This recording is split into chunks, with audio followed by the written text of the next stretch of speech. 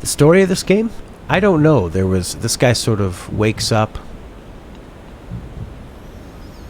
There's sort of like a big beast you're after. Seems to be like some kind of big giant enemy. And you're exploring these sort of ruins, and people seem to live above. There seems to be some kind of war going on. Well, like that cloud effect. He wakes up by a fire, and he's injured. How to heal? Nothing.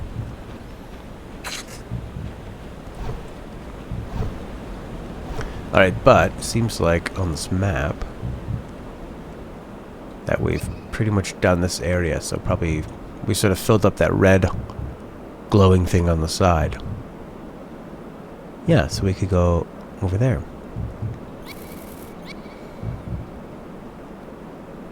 What if, can you warp this way?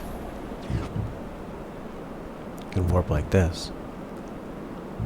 There we go. We can just warp back here. Probably heal when we get there.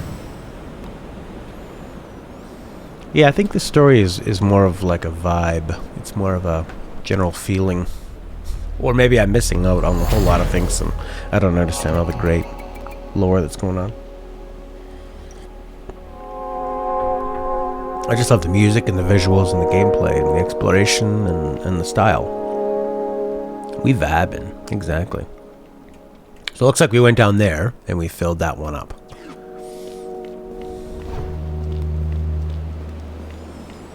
Oh, it's just so bloody gorgeous.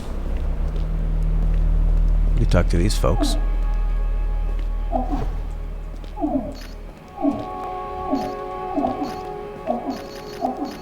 How do you talk to people again?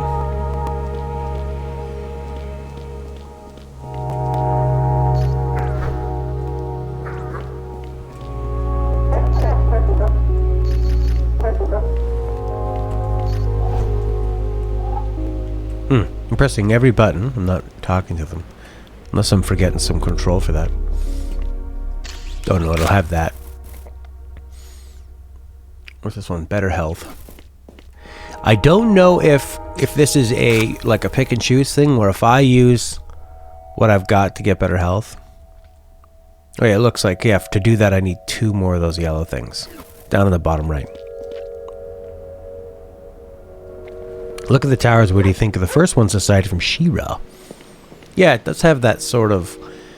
almost like this is a first civilization, but one that was put here by a more powerful race. Like an alien race came down here and put these people. Because there's such a variety in them, or that they've been here for a long time. It almost looks like the world is sort of dying in a way. Oh. One more yellow thing, I get a full yellow thing.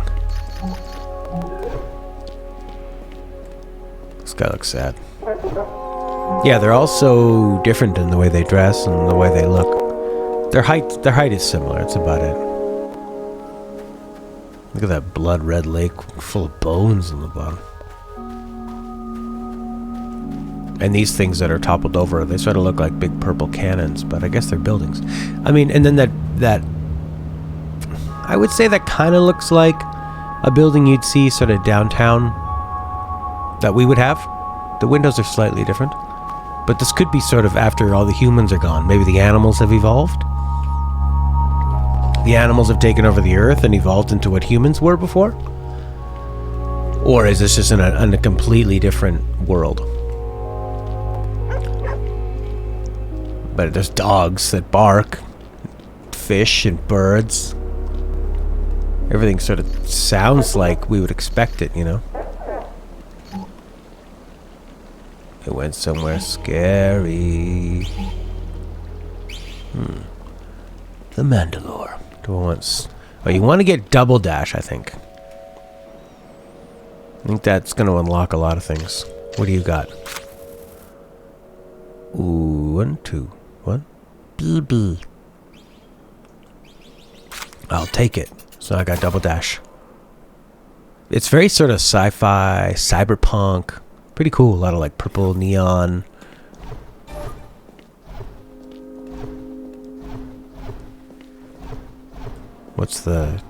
What has improved here? Does it need... Is it on a rest?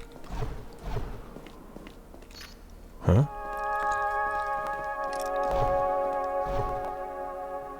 I don't have to equip it, do I? I don't think so. Did I grab it off this guy? I feel like I did. B plus B. 1, 2, 3, it looks like he's doing.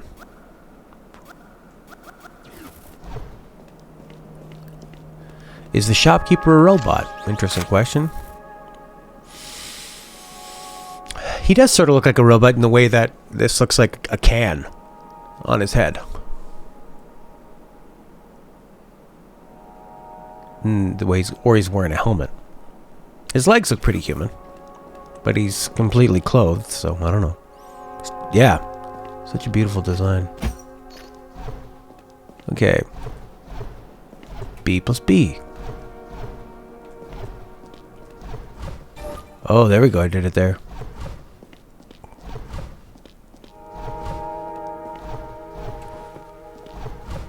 You can't spam it, though.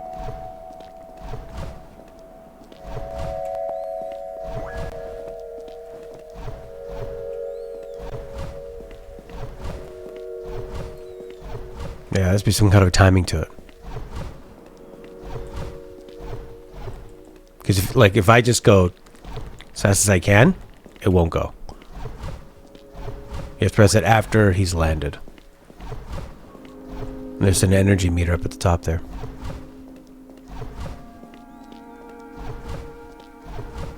Or is this like a bit of a test?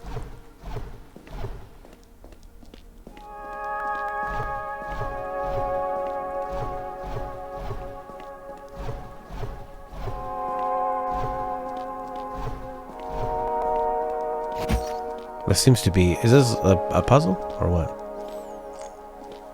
Like, kind of going...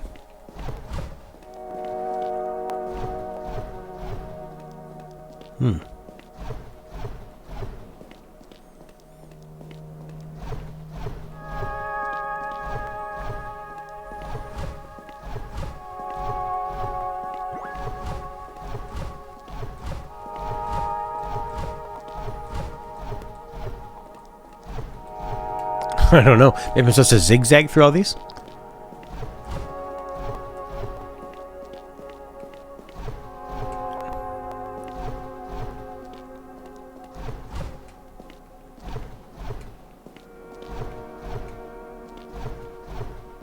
What's that? 1 on the bottom and the 2.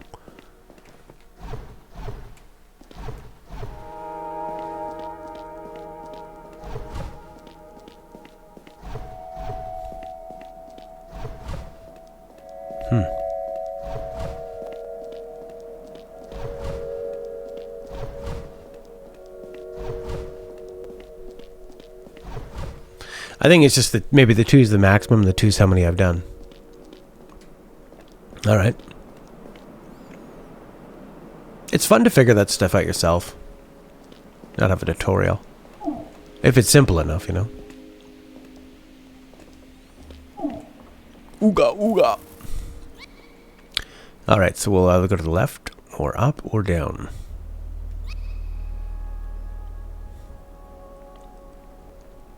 I wonder if there's... But I don't think we're at the... So does this mean that I can get over things on the ground? You know, like, hey, Daryl! How you doing, buddy? Does this mean that I can now get over longer distances? Where 1- wouldn't let me go through before.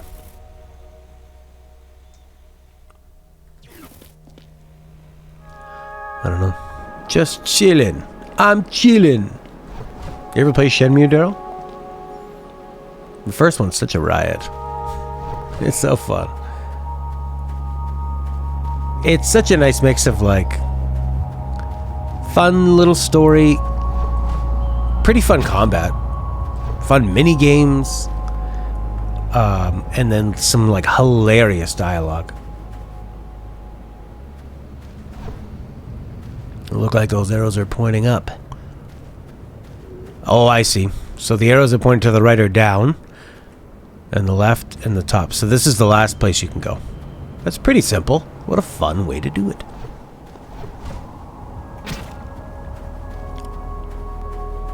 I guess I'll have to keep trying online to look for a PS5. I'd like to play... I took a look at... There's bones in the Red Lakes. Yeah, exactly. What a beautiful style. Somebody commented saying something like they didn't know what we... They didn't understand what we were talking about with this game, and that we were saying that the style is dated or something, or overdone. Maybe I mentioned something like that with the pixel art, but who knows. Alright, so we obviously have to go back and take care of what's on the... So here's a little gateway. Until you've defeated the left and the up, you can't come down here. So I guess we need to do the left or the up. This is like really subtle timing is involved with this. Boom, boom, with that double dash. Can't do it too late, can't do it too early.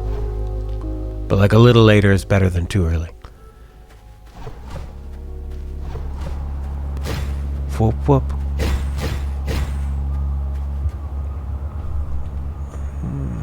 You think you could play them, Oh, you know, Shenmue 2 and Shenmue 3 are... I've played Shenmue 2 and I thought it was a big letdown. There's just no fun dialogue anymore. Like all the kind of silly stuff and the and the emotional stuff is not really there. It's more of just, it just becomes go here, go there, go here, go there. All you ever talk to people is they just tell you where to go. Where there was way more personality in the first Shenmue. Everybody took what they were doing incredibly seriously in Shenmue 1. The guy who sells hot dogs and is chillin' is so serious about chillin'. And Ryo seems to have more of a relationship with these people, and his deadpan reaction is the best part. The girl that's into him, and Ryo just brushes her off. Ryo, I have something to say to you. What? Ryo, I care about you. I'm fine. Do you know where sailors hang out? What? Why is this guy talking about sailors? I need to find sailors. Whereas 2, there's no banter. There's no back and forth. It's just, I need to find sailors. Go there. I found the sailors.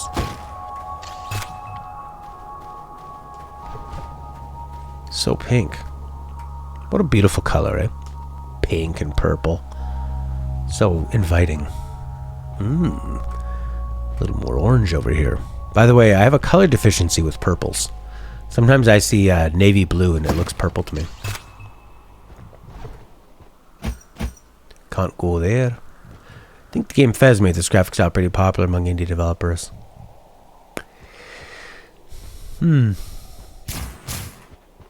Yeah, I mean, this is literally what games looked like on an NES.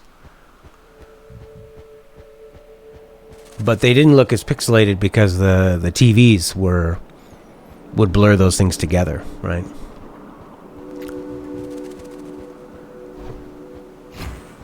What is over here? But it's a beautiful idea to make something with blocks. I just like the idea that everything is placed there basically by hand, right? Yeah, I think Fez brought it back and... Oh, yes. Same music for Fez, too. All the way up there, you fight him. Now that looks like where the end would be. Up at the top. But I guess not. I wonder if it'll be the same thing, like crawling around in dungeons and... finding those pieces. And unlocking them. I would assume they're all going to be the same. But I also wouldn't be surprised if like each section had its own thing going on. Oh, I'm feeling the blood. Why? Oh, look at those cool little static lines of pixels. Nice and snowy up here. You need many red things to get in there. Are these people that live here? No. Well, they live here. And they will die here.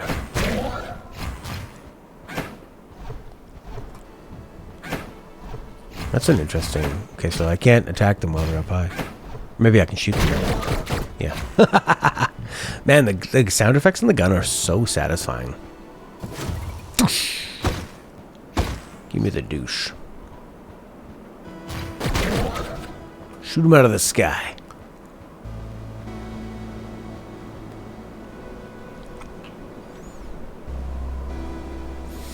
Yeah, I mean, well, Fez and Braid, Super Meat Boy were so big, and then the Xbox Live Arcade making it so accessible for people to put their games into a whole new audience. People that hadn't, people that had only played those games on PC, and or a long time ago when those systems were popular. And that was the way of making games.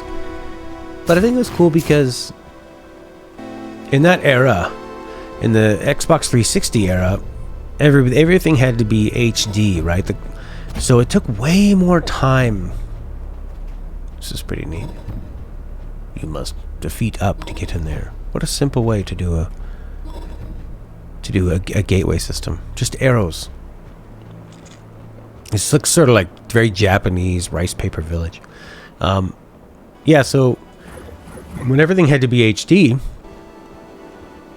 that made things a lot more difficult on developers. Your ideas were, I don't think you can double dash over a gap like that, which is kind of annoying. That I spent all that time on the upgrade. If that was kind of the whole point I did it, was I thought now I can reach places I wasn't able to reach before. But I don't think that's the case.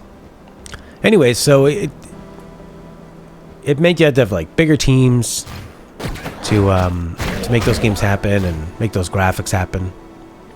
And something like this, or Stardew Valley, or Fez, you can get back down to a small team, and when it takes less work to get your idea off the ground, you can be more personal. You can be more unique. You can take a risk because you're not coordinating 300 people over 5 years.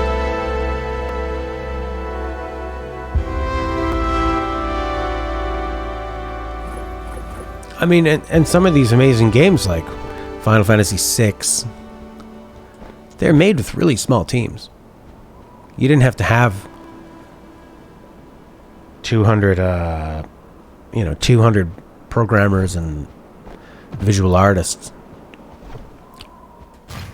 And that's where you need to have an amazing director that can keep the vision of the game while directing that many people.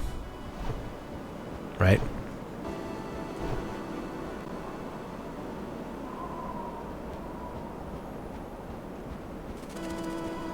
I mean, it's so cool that Stardew Valley was made by one person. Or Undertale was basically made mostly by, one. Toby Fox did all the music and the writing, and then just had somebody help him out with a lot of the character models. Makes sense to have, like, I've talked to many indie teams. Strange Flesh made by 3 people. It was a 3-way. Nice. Such a nice duel, that guy. Oh!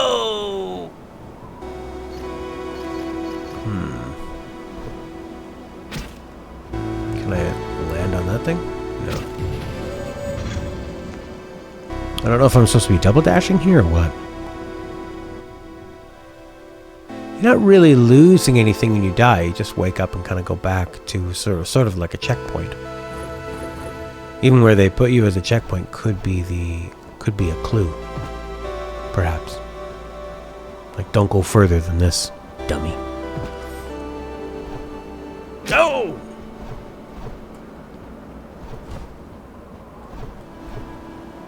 Fo. Yeah, the 360 era was... Everybody wanted to be realistic because you were hitting the mainstream. The biggest games were the gray and gritty GTA 3, Gears of War, Call of Duty.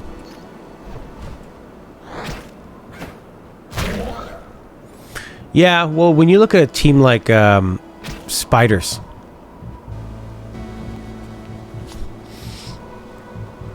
Spiders is one of those where they try to make like a Mass Effect style game on a mid-tier budget. I guess we're not climbing that. Nope. I don't think you can double dash there. Okay, maybe I need to go back and try a different spot. Yeah, you gotta create the game, but you gotta guide and coordinate it. Nobody sets out to make a bad game or a bad movie. But these projects are so huge, you need somebody with extreme vision. You usually need somebody who could be considered a jerk. Because they have so many people constantly asking them questions and potentially influencing the idea. And you need somebody who's so singular. I would be terrible at it because I take a lot of other people's ideas and go, oh yeah, I guess so. Oh, maybe so. Yeah. Arkham Asylum was a little studio making a massive game. But see, they were smart where I think you want to make, even if you're going to make a big game that's long, you need to simplify your scope. So they made, the Asylum is, it's not a big giant open city. And you just kind of focus on the things that are going to be a major part of your game. And focus on a couple gameplay loops and do that. And a lot of people, they like to give like Peter Molyneux shit and different developers shit when they say, you told us there was going to be this in the game and that in the game. Yeah, these are idea people. Horky boy. It's going a lot better now that the internet is working with this, but trying to run it on God of War, it just kept choking up. We were talking about like ideas and developing games and kind of the difference between indie stuff and how unique they can be. And I was saying about how somebody like Peter Molyneux, where people give him shit, or what was his name, Sean Murray? Desert Bus is going this weekend? Going away, like no more Desert Bus? Or the Desert Bus Challenge? I know on Conan O'Brien's thing, he's like pitting, he took some like esports guys and made them face off in Bus Simulator 17 and stuff. Which I think is pretty cool. Desert Bus. I've never tried Desert Bus, but I bet you my upload could just barely handle it. That'd be fun. I should try that. Desert Bus. I've got this double dash, which does not let you cross vast distances. Anyways, my point was about these creators, like for No Man's Sky. Yeah, they say a lot of things because they want all those things in it. There are so many ideas that they have to make a tough decision to cut. It's not like they come up with the perfect amount of ideas for the game and then just make the game. Like, things have to become evolved along the way. They're solving problems, and not everything gets to make it in. And maybe it would be better if they just didn't talk to the public. It's probably better. Because it just seems like the vocal minority of people that will complain about stuff on social media can't seem to handle any kind of difference of sort of expectation of what has been promised, what has been said, and what is delivered. I was like that too when I was a kid, but it seems like a lot of people don't move on from that. Okay, I don't think we can do anything up on the top, but I got this double dash. It's in real time. It's the trip between LA and Vegas. So that's what? That's like a 3.5, 4 hour trip or something. 5 or 6 hours. It's long enough because from what I remember from Swingers is it's long enough that you can get really, really excited in the beginning, but then eventually you're just tired and you're like, oh god, we still got to keep going. Provides games for kids stuck in a hospital. That's cool. The Extra Life charity, I mean, how can you argue with charity? I do think it's a little unhealthy, though. This whole, like, we're going to make people play games for 24 hours. I think it's kind of ridiculous. They should do, bigger ones should do it in shifts. I used to watch some of the Game Informer ones, but people are losing their voice, and they're eating these peppers, and it's, you shouldn't be up for 24 hours. These people are all in their like 30s. You know? I mean, I remember staying up all night. We played a 24-hour hockey game. And that's not even like waking up, sleeping, right, and then waking up and playing the game for 24 hours and then going to sleep. That's like already being up for the day and starting it and then doing it. And then I think I maybe had a nap or something and then went camping and partying the next day. And I remember being so out of it. I was walking with a plate of spaghetti, and then all of a sudden the spaghetti was on the ground. And the part between the spaghetti sliding off my plate was completely missing in my memory and my consciousness. You gotta have sleep. 24-hour Batsu games from downtown Gaki no Tsukai. What is that, Horky boy? Yeah, and then the No Man's Skies are like, the No Man's Sky devs are trying to do everything they can to make that a great game. That's their baby.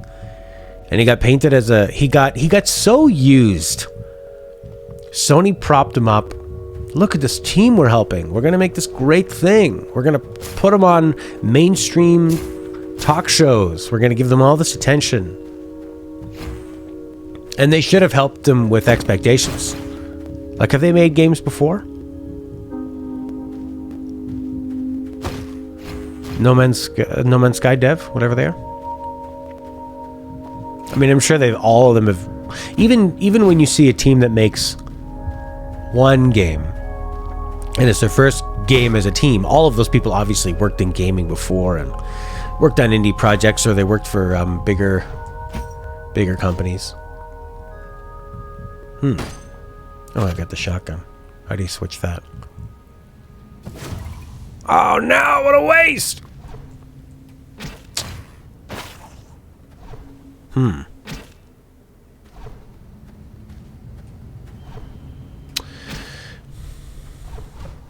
I don't know where to go, man. No Man's Sky was able to bounce back and deliver in everything they promised. Really? They did? So everything they did promise did get in the game. I remember being really shocked because I didn't know much about the game other than all the hype behind it when it came out that it was a survival kind of building game. I thought, oh, okay. I guess that's kind of all you can really do. And once you decide to procedurally generate stuff, I mean, it's either going to be combat or... Maybe just move these things out of the way. Why would these be here? I don't know.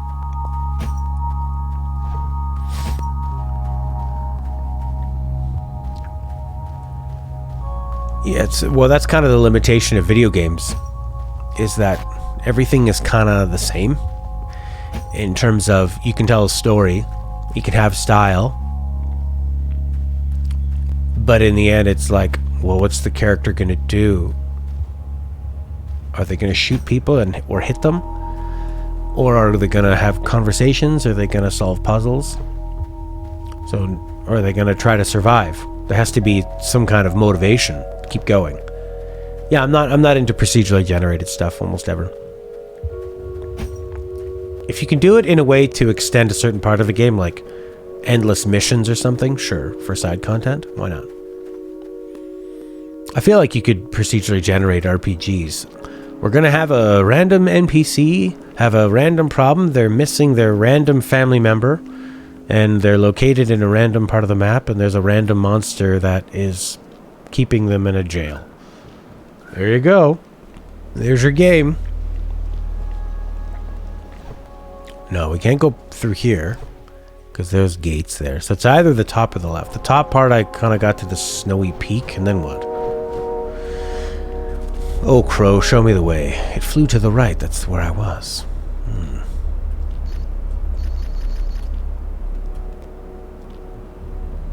I'm feeling the power. The power. Deep Rock Galactic.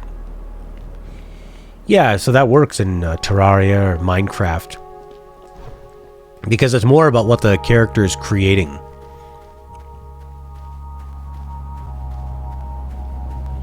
But when you play No Man's Sky, and If all the creatures are procedurally generated, does that mean that you are interested by the things that are created? Oh, look at this creature. Or is it more of, I'm looking at a procedurally generated creature? How about up here? I'm so low on health. Oh boy. Ah! Yeah, that's the thing, is that people like Daryl, how you're saying so much damage is already done and people don't pay attention to the updates the game's getting. Is that first impressions are very important for games.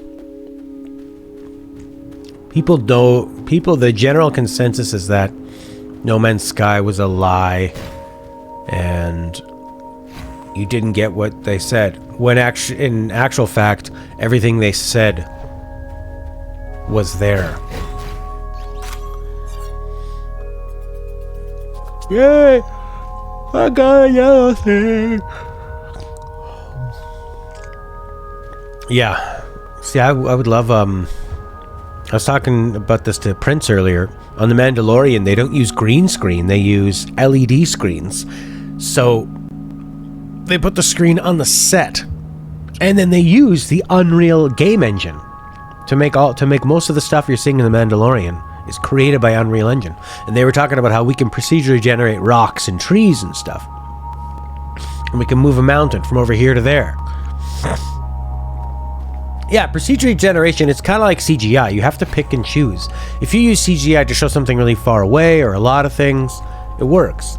To do a creature that's right up in front of you, there's always an uncanny valley of like, that's a gooey looking, there's just the way it moves, the way it looks, just looks odd, right? Man! Same with practical effects. You know, you do it in the wrong way and it looks kind of silly and rubbery or fake, but you do it in the right way, everything is until it isn't. Yeah. But what I love about this thing with the Mandalorian using those LED screens is that the actors are looking at it. The light that's coming off it is lighting them, so everything is in the camera. That's what I like about practical effects. That's an effect I can actually really get excited about, is that this is in camera. This is how people are using this, and the actors are looking at the same thing we're looking at. This isn't just like I was watching that video, that WAP video by Cardi B, and it's Cardi B and some girl, and all they do is they're obviously on a green screen stage, and they're looking at a crazy room, and they're just going, and they can't actually react to anything. One, because they're not really good actors. And two, because there's nothing there. Everything is just generated later. Get into these outfits. It's almost like the outfits are green screened.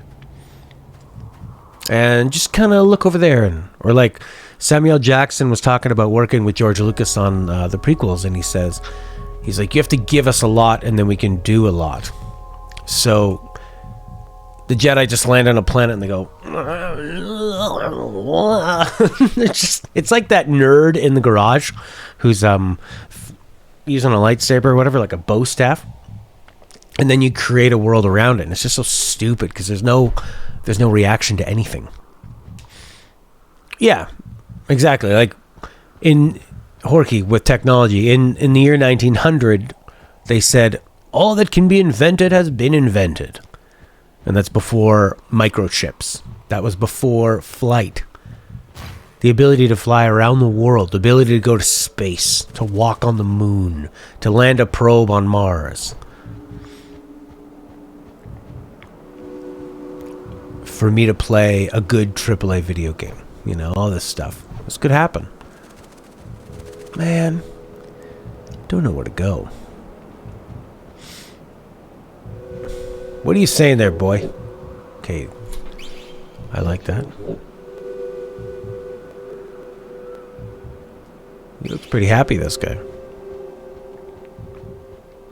Yeah, there's so much room to grow with tech, it'll just keep going and going. I kind of feel like we've advanced so far with tech that we're really not prepared for it. Evil. Oh, la la la la la. There you go. Got yourself a little yellow thing. What's down there? There's some stairs. Stairs to nowhere.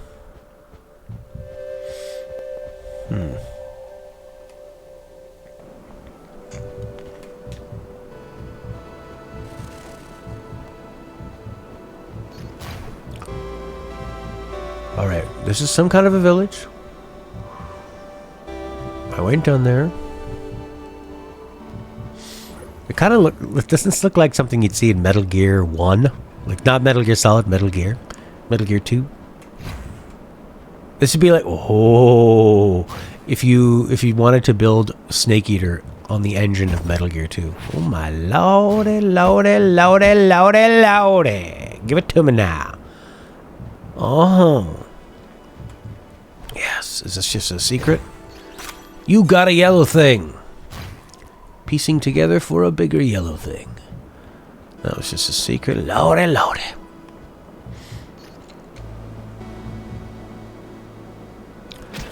Well, I was pretty impressed by that Astro showroom. I watched a playthrough of that.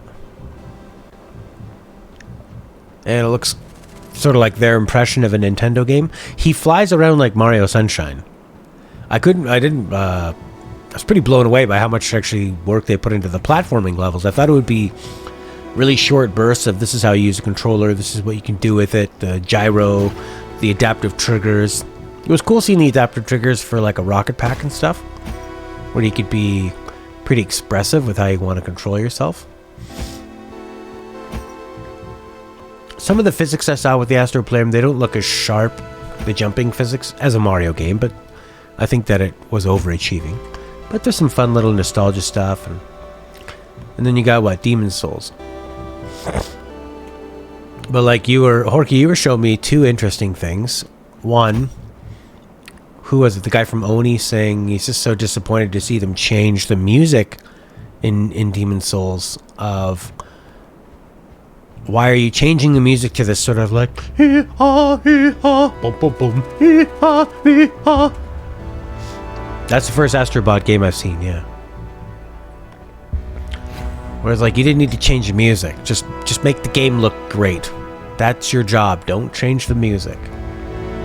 Oh, look at that creepo. I didn't even notice that guy before. Look at his sinewy arms. He's smiling. I almost got to the top.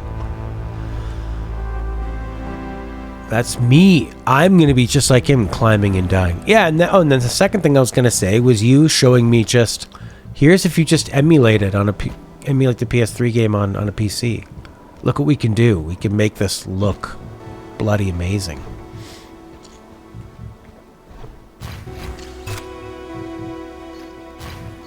Okay, what did that just do? Something happened.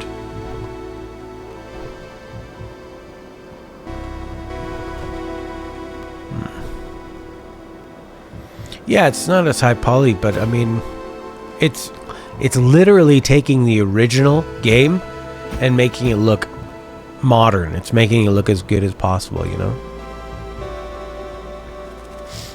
I guess for them, they don't want to get into a situation where they've released something and then it's got bugs or whatever that they can't control, but I mean, couldn't you work with these people and kind of license their work?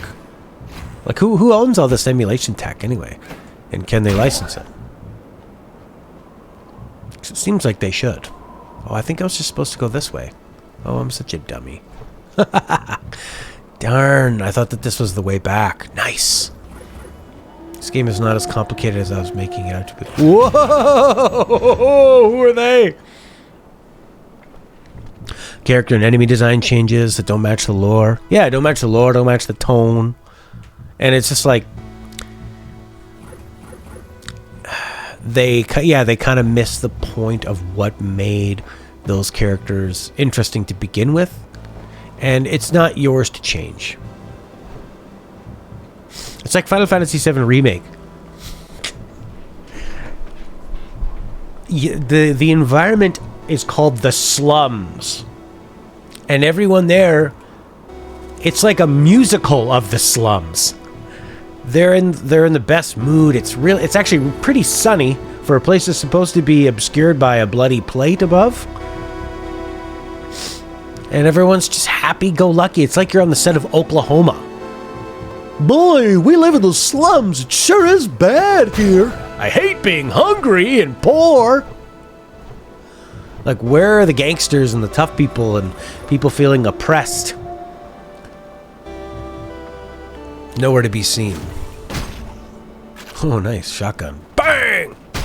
That was a nice little jump scare down here. That gets into discussion of who owns the art.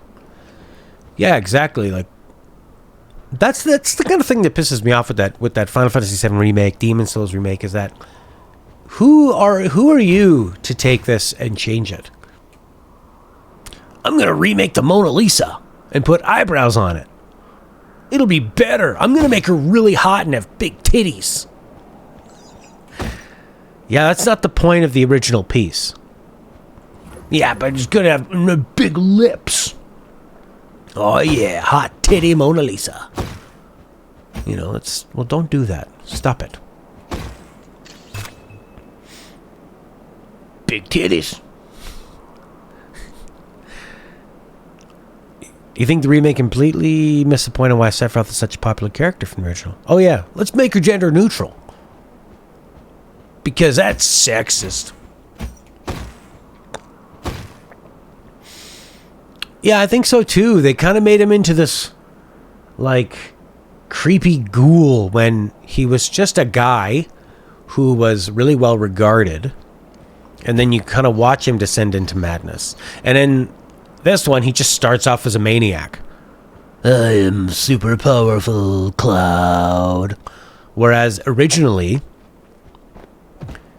No. I'm talking about they should remake the Mona Lisa and make it gender neutral. I just think it would be better. And they should cancel everything before it.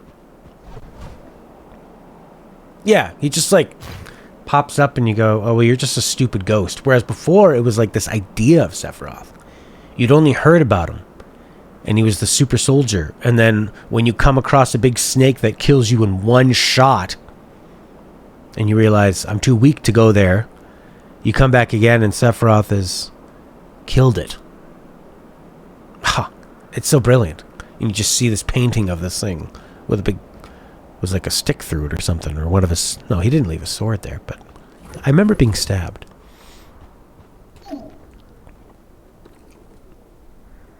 Some kind of a court or a church or a farm. You're inside, but it looks like there's dirt and stones, maybe a graveyard inside. We burned it! Oh, they burned it, and I took my eggs. I disapproved of the burning.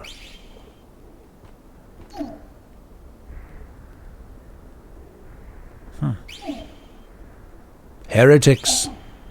Impaled on a tree. That's what it was, Daryl. But they realized, oh crap, Sephiroth isn't in this part of the game. We need to have a Sephiroth. Can we have a boss fight with them? Why? To fight fate. That's actually kind of a cool idea, is to go meta like that. I like the idea. I find with Nomura and Kojima, I do like a lot of their ideas. I just don't like their execution of it. Well, what's the deal? Okay. Can I go in here? I walked all the way up here for you to tell me people burned down your village or something? Is there another path? Yeah. Kojima has great ideas. Kojima predicted memes. He predicted the meme culture 20 years ago. It's amazing. And even his idea about like life and death and loss and the beach and souls and kind of like Amazon deliveries and the convenience where everyone's just going to live in these little tiny bunkers afraid of the world and live everything on deliveries. Pretty cool. But he needs an editor. Because I just got so destroyed by the way he was throwing the story. He just like beats you in the face with story. You're like, come on, eat it. Like, I love, it's like Kojima. I found a fridge, an Xbox in the wild. It's sort of like this, like, Kojima makes the most amazing food. Beautiful plate of food, you know? And you go, wow, the flavors, the construction of this food is so amazing. And then he takes it and he just jams it in your fucking face. Just like, and you're like, that's too much. And then he just brings in a dump truck of food and he just buries you in the food. Don't you like it? And you go like, yeah, it tastes so good, but I don't want to be smothered in it. You're killing me. Exactly. French cuisine served with a cannon. It's like Homer's makeup shotgun. Just all this good stuff. Kojima just torching a village with story ideas. Great story ideas. But can we cut the monologues down from 4 hours to, I don't know, 2? These are the main thing. Especially when most of it is very redundant information told over and over and over again. With like a fake seriousness to it. Okay, well, what the hell was up there? Yeah, exactly. Yeah. Because he's got cool ideas. That's why I was so excited for PT. That was going to be a Silent Hill game, right? Because that would have been... I just had the feeling like... maybe because the demo was short, but... Didn't you just get the feeling like... This is going to be a short, tight horror game. This is going to be so awesome. He's going to be telling the story from... like a condensed, more visual way. Oh my god, it's going to be so cool. And, you know... And they took that away from us. But who knows? I mean, I was just assuming it would be... Oh. Looks like that dog just had surgery and it's got to wear a cone. Don't bite your stitches. The Sephiroth dog. Oh, cool. It's the new Mandalorian. Oh my god, the best thing happened in the latest episode of The Mandalorian. Have you guys seen it? I don't want to spoil it if you haven't seen it. What is it? You saved that person in the village. Why don't you do those things? Oh, he's sick. I've got the black lung. But, okay, without spoiling, there was something I thought was really cheesy in The Mandalorian. The way that they, the way that the other Mandalorians acted, I thought was, like, kind of weird. And they do something, this big switch happens in the latest episode that totally explains that in the best way. That really confronts that issue. Oh, it's such a duel. That's what I love about this game and Hollow Knight, is that it's like you get your one swipe. You can't, well, you have two actually, I guess. But it's about a duel. The thing comes at you, you can hit it, but you need to time it. Oh, what a beautiful frickin' game. I should try Visage.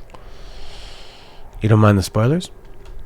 I feel like I explained it enough without spoiling it. And that, well, you can always watch my review. First-person psychological horror game. Explore a mysterious, ever-changing house in a slow-paced, atmospheric world that combines both uncannily comforting and horrifyingly realistic environments.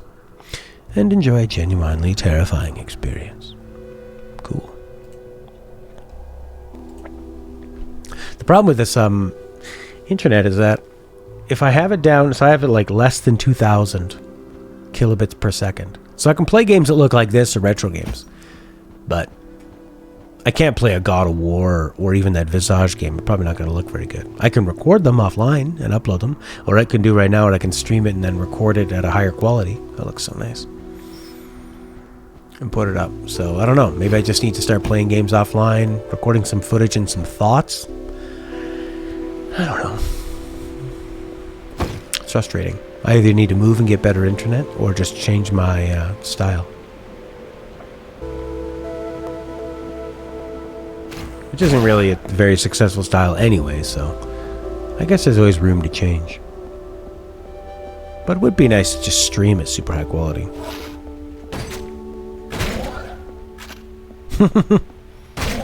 Good old shotgun sounds. Whoa! These guys have big attacks. Ah, there's just so much new in this game, you know? Don't you love that when you go into a new scene and you've got... And I just love that there's not a character next to me being like, what do you think about this place? This place is like this because of this, and blah, blah, blah, blah. It's more of just, what do you think? The water, the clothes they're wearing, the way they're acting, the music. Ooh, getting higher, getting snowier. Steep steps. These flags that fly. Whoa. Oh my god.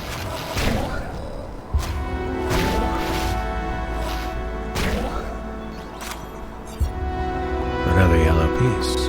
Give me it.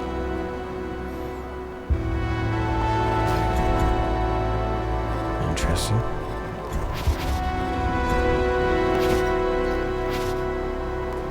Ooh, I'll take that health. This music is building.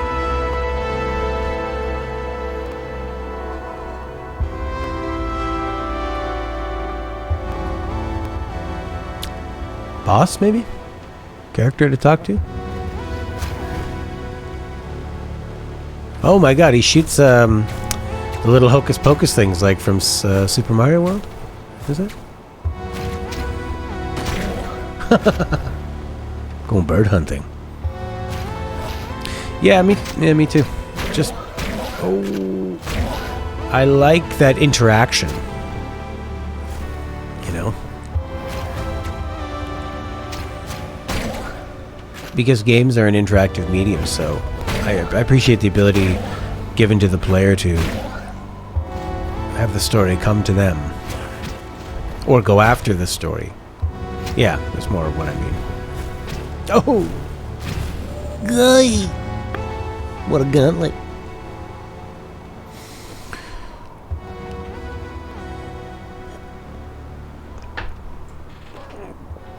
Like Control? Oh god. Yeah, that was a funny one. That's a very specific style of storytelling. Of... do you want to piece a lot of things together yourself? It's kind of interesting because in the way of I'm talking of like I want to figure things out for myself. Control does ask that of you, but I think that it's more like Control is almost like a sandbox story where it's more like what do you want the story to be, because nothing is really set in stone. With the story elements in Control, they're more like, how do you want to interpret this? And I don't like Minecraft games, and I kind of think of it like that, where it's, oh yeah, bam, feels pretty badass in this game, Neil. Oh, I was looking at my volume levels. I got hit by an ice wolf. Yeah, Control is more of. I'm very traditional with stories where I like there to be a 3-act structure, you know, a setup, a downturn, and an upswing. Whereas Control is more like, here's a bunch of interesting ideas, and you just do with that what you will.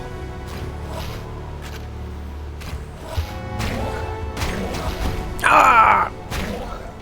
There's a lot of documents about the world functions. Yeah, but I never feel like it really pieces much together. It's more like every bit of information kind of opens up a whole other amount of questions for me. You know? It's like every door you open, metaphorically, leads to 3 more doors. I never feel like it really settles down and goes, and that's that. It's more of like, this is happening, and that means that this could happen, and now this is also happening, and I never really like pieced together the logic of it, or like why these things are happening. Reading a book and reading an encyclopedia. Yeah, exactly. Yes. That's a really good way of putting it, where every bit of story you find is fully fleshed out. You find this piece in Control. Here's a bunch of story over here, and we're going to fill in all these gaps. But then when you go to another piece, there's more gaps and more gaps to fill in. And then it's kind of like the more you learn in Control, the more there is. Where, yeah, for some people that are looking for that kind of a story, you can't get that anywhere else. So here it is. Enjoy it. Enjoy it while it lasts. Ugh. But that's the Remedy thing, right? There are other games are like that, right? Warp here anytime. This is great because I was a little worried when I was walking up that I needed to have solved all these little purple things before I can progress to the boss. So I'm happy that I can warp back and warp around. Because I don't think I can fight this fella. Oh, or maybe I can. Purple arrow.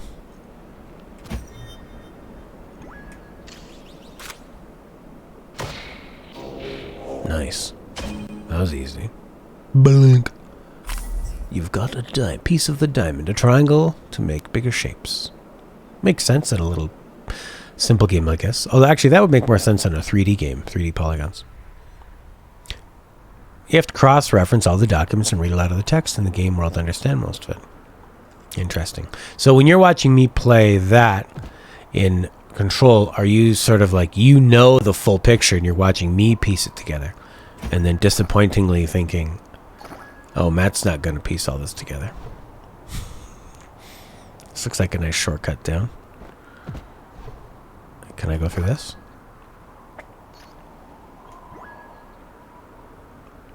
You need 3. You've got 1. Yeah. I mean, a game like Inside, I don't mind the ending being sort of ambiguous of what exactly was going on, because I still feel there was an arc where you start, where you finish. And even though it can mean a lot of different things, I still enjoy that story. But also, there's almost no dialogue. So it's really left open to interpretation. So I guess actually my reasoning of saying that Control is left open to interpretation, for somebody like Prince, you're saying that's actually not the case. It's not that, oh, these 3 of these things are up here and I need to go down here. Sounds like the sound effects are really working with that snow sound, you know?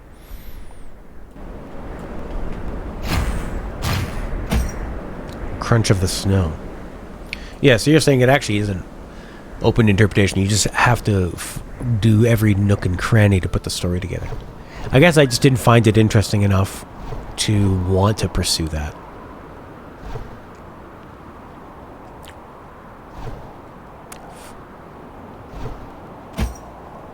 The characters were too bland. Yeah, I didn't really get much from the main character. They just kind of felt like people that were saying information. But I know Prince really liked the Hillary Clinton character. Yeah, maybe unrelatable is a better way to put it, of like, they seem like they're doing interesting things and saying interesting things, but I can't relate to it. And I like, even though I like a lot of, maybe that's why I like sci-fi more than fantasy, where most of the things that are in sci-fi are generally based on some kind of logic. And that's what makes it interesting, and that's when you can kind of, sci-fi makes rules so that you can create crazy situations that have a basis of rules. Emily, yeah, she's got the Hillary Clinton hair, whereas fantasy can just sort of be anything, but you still need to have some kind of rules, otherwise there's no stakes. I felt like Control didn't have any rules. The character can fly now. What'd you think about it? Nothing. Or actually, like, how characters deal with that stuff to me is the interesting part, and that game is not interested in that. Sort of like Kingdom Hearts. It's never about how the characters feel. It's about what the characters are doing. You know?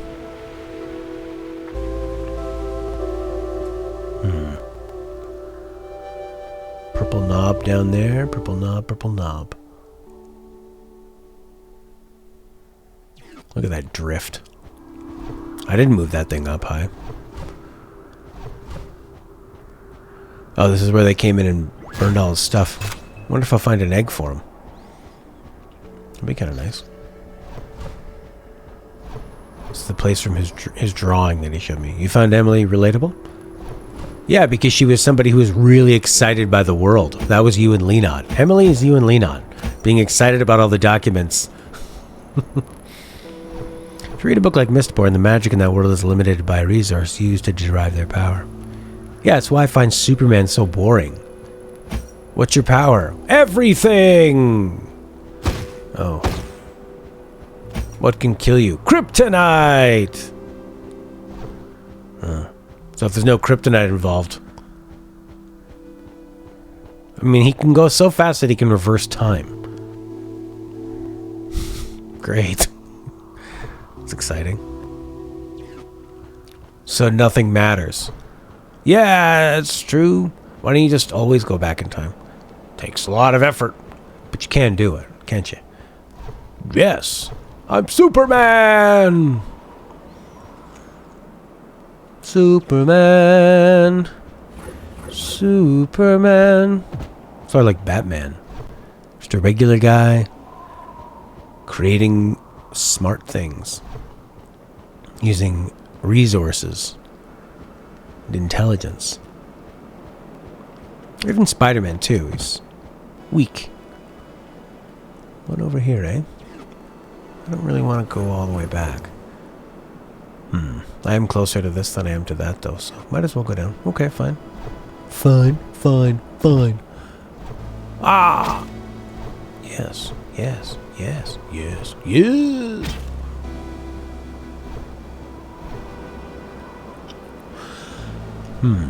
She'd already interacted with various objects of power, so it does make sense she wasn't very astonished about levitation. The main character is... Really? Well, I've seen other magical things float around, so it makes sense that I can float around. Yeah, I see your point, actually. Everything else is flying, why can't she? She'd almost be annoyed if she couldn't fly, if she was the one thing that couldn't fly. Jesse was found the Bureau to make much more sense in the world outside of it. Because I'm such a weirdo.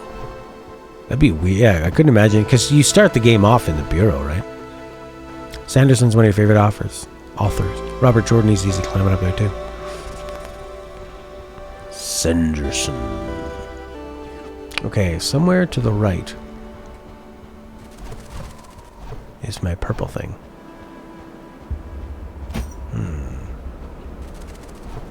Hey.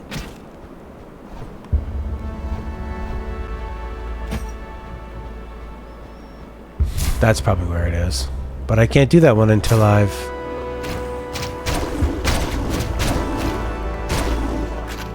Oh, what did I pick up?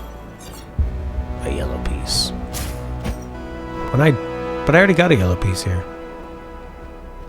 So when I died, did it reverse that? To me, that looks like you can't go up until you've done the top piece. But I can't get this... But I need to get this purple thing to get the top piece. Right? 1, 2, 3, 4. That doesn't make any sense. Shoot it. You're not going to solve a puzzle by shooting it.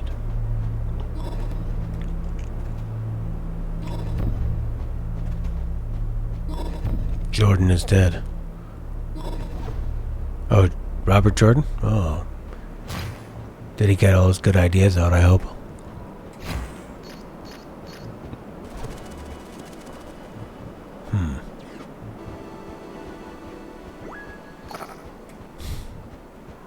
These look like little red file folders. Where to go?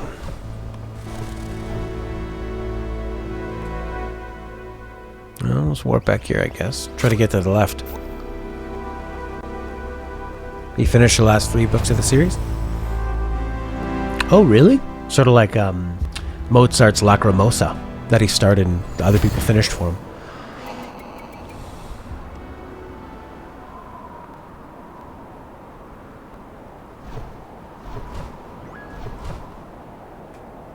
Co-authored, nice. Or like Spielberg finishing off Kubrick's last movie, which is, they're very different directors. I mean, Spielberg is definitely talent in the same stratosphere of talent as Kubrick and vision. But, I mean, the stuff... Oh, my God.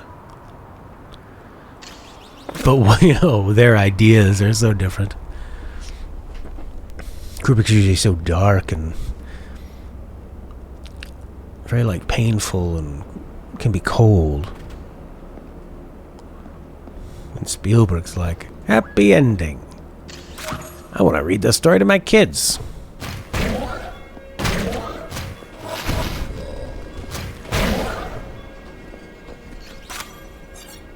Kubrick's like, I'm going to take Tom Cruise and Nicole Kidman and make them look like the weirdos they are.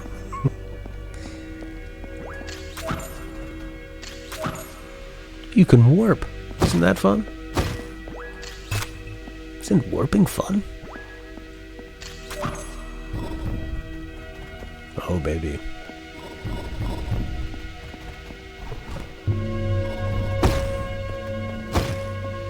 Well, seems so familiar.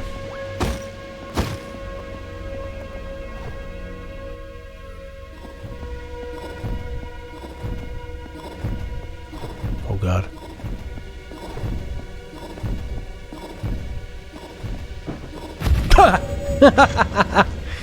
Oh boy.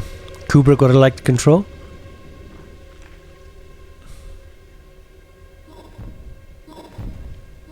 Maybe. I mean, when you think about... I remember them talking about when he was looking for his next film to work on. And they just brought him a whole bunch of books. And he'd be reading the book, and then his assistant would hear him like smash the book against the wall, like, I hate this. Oh crap! And then when they didn't hear him throw the book against the wall right away, they thought, oh, he likes this one. And that was The Shining, I think. And The Shining has some pretty sort of, like, the way he approached the powers and stuff in The Shining, there's not really a lot of he doesn't explore, he just kind of hints at it, you know.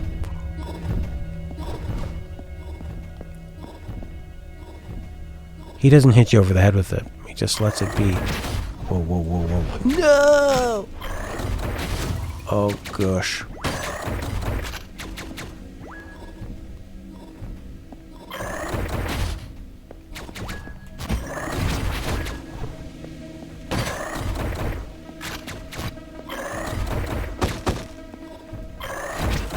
I don't know if I can hurt this thing.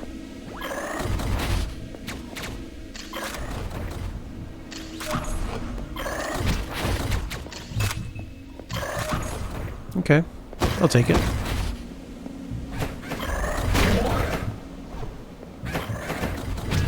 Whoa! The Threshold Kids episode in Control? No, I haven't seen any of those.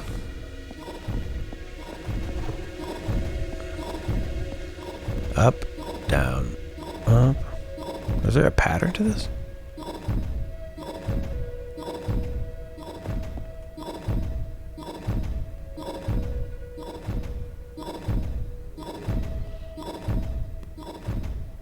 That's... okay.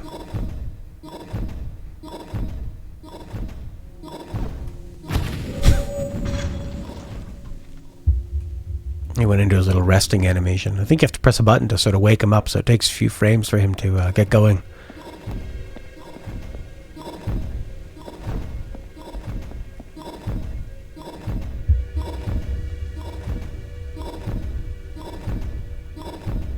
Oh, they have a little red line.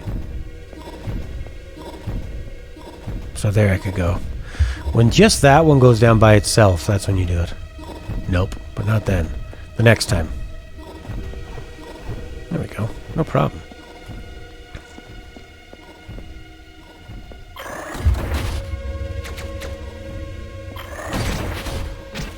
Jeez.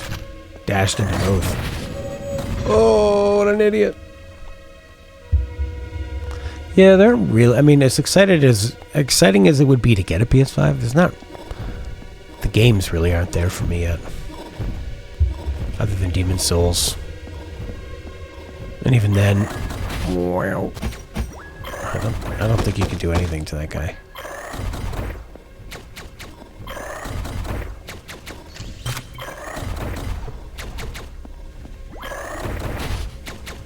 Yep. Nice.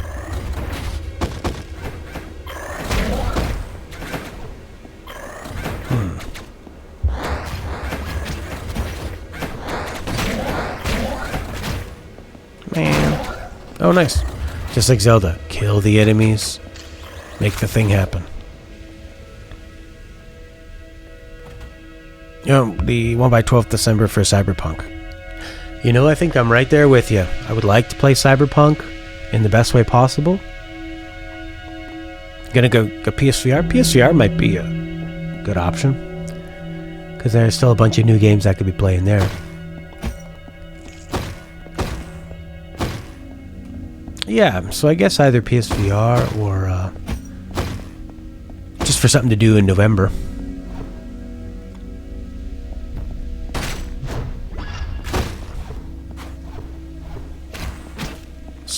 This is like something I was fighting in God of War.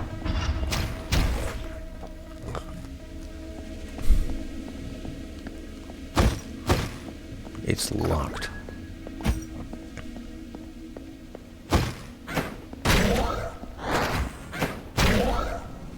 I love the sound cues and the rhythm of fighting. Yeah, for Cyberpunk, that seems to be the best way to go. I'm sure it'll run pretty well on a PS4 Pro, though. Talons to the neck. Please don't put me back with those big blocks that are moving. Yes. Wonderful. Give me the steroids. Have you got your PSVR yet, Princey boy? Whoop. You don't think you'll get Cyberpunk Day 1? Yeah, no rush, man. Ah, I bet he's got his health back. Yes, he does. Yikes.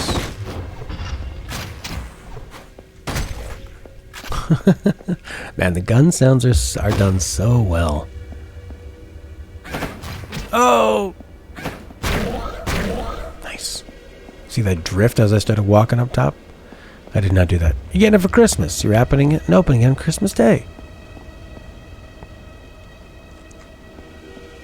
Oh, I mean, them asking for 21 more days this close to the launch? Yeah, I think it could have some problems.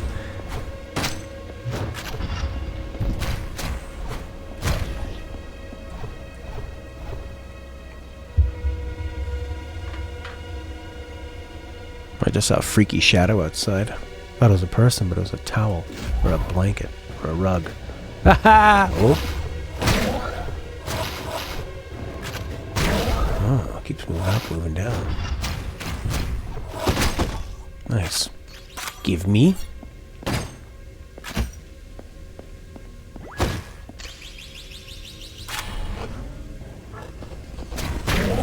Oh no. More of these Fugazis.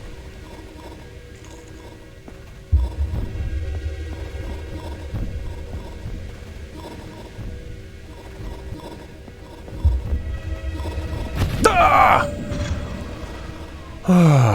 Yeah, I wouldn't be surprised. I don't think it'll be as bad as a Bethesda game in terms of bugs. But I mean, it looks like it's going to be big. It's going to be open. And there's going to be a lot of room for bugs.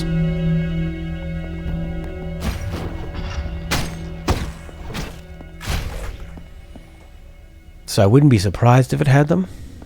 The Witcher was more flat. And the NPCs weren't really doing anything, you know? I mean, Skyrim's got bugs because every character has inventory and can fight. Like, every NPC is basically... has the abilities of your character. They can have magic, they can attack, They can move around, they can interact, and because so many things in the world you can pick up that need to have their own properties and weight and all that stuff. So there's just so much more that can go wrong in a Bethesda game, and they've been using the same engine for a long time, I think. Whereas The Witcher, you could just kind of attack things. You could bump into villagers on your horse. Although they seem like they kind of struggled with even the horse moving around could be a bit of a pain.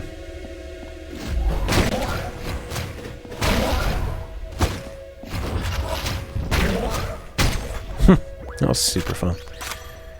You got a yellow piece? Oh, that shotgun. Yeah, exactly. The Elder Scrolls NPCs they have a life, and they're moving around, and they're interacting with people and stuff, and you can pickpocket them, and they have to react accordingly to all that stuff. You can cast spells on them. You can give them inventory that makes them act differently. Whereas The Witcher is beautiful, but the characters stand there and you can't talk to them. They don't have an inventory. They're like a tree.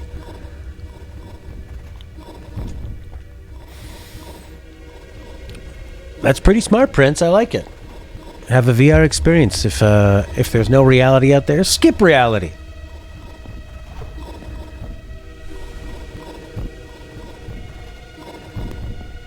No! Witcher 3 DLC had a quest where Geralt could understand the horse, and they poke fun at the horse AI. That's cool. I have a lot of faith in CD Projekt Red, but I also have a lot of faith in bugs in gaming when you create something that big. I don't really know what their world is going to look like. I mean, I've seen a lot of cutscene stuff, and I've seen a lot of stuff that says it's in-engine. How come whenever I whistle, you can instantly cross oceans and mountains to reach me, but then you get stuck by a fence? I think Geralt's voice actor is the worst part of The Witcher. I think they were loyal to the guy that did it before, but he's too one note for, like, probably one of the best, some of the best writing in gaming ever is in that game, and the execution of it. How much driving they have in the game, that blows me away. I cannot believe I would have played it safe and gone, you just have public transport. You have like warp tubes you can walk or you can warp anywhere because it's in the future. I wouldn't have been like, hey, let's make cars work. I mean, there's games where the entire function of it is driving. Look at how much people, like, when people complain about stuff in Grand Theft Auto, they generally pick on the driving because it's a driving game. And when you drive from point A to point B, that's this whole other physics you need to master. It's sort of like like Grand Theft Auto wants to have driving and shooting, and Rockstar wants horse riding and shooting. And what ends up happening is that they're never really great at any of it. You know, the combat in Grand Theft Auto and Red Dead is okay. The driving is actually pretty decent, like by the time you get to Grand Theft Auto 5. The earlier ones, when they were more arcadey, I thought were better. And then GTA 4, they wanted to be a little more realistic and...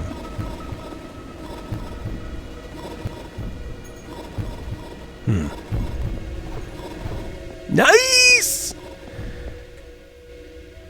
And it took them a while to kind of figure that out. There's a Porsche sounds like the real life counterpart. Yeah, wasn't there some cool video of like them, how they either record all that stuff or how they, I don't know, something to do with the cars that was interesting. I don't really find cars all that interesting. Oh, these puppies. That's the one. When that thing goes down by itself, but the second time. There you go.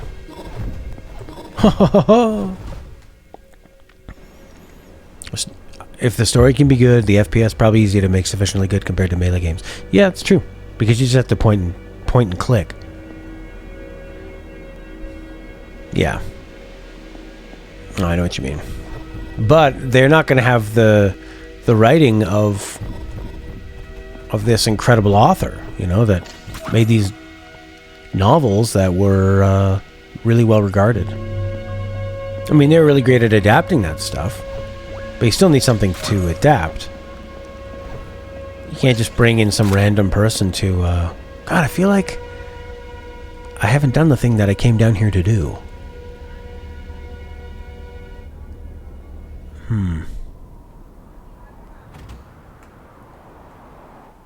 Yeah, like what was the point? Bergspitzel. What did I get when I went down there? Like a key or something? Oh, I think I got a key up on the top left.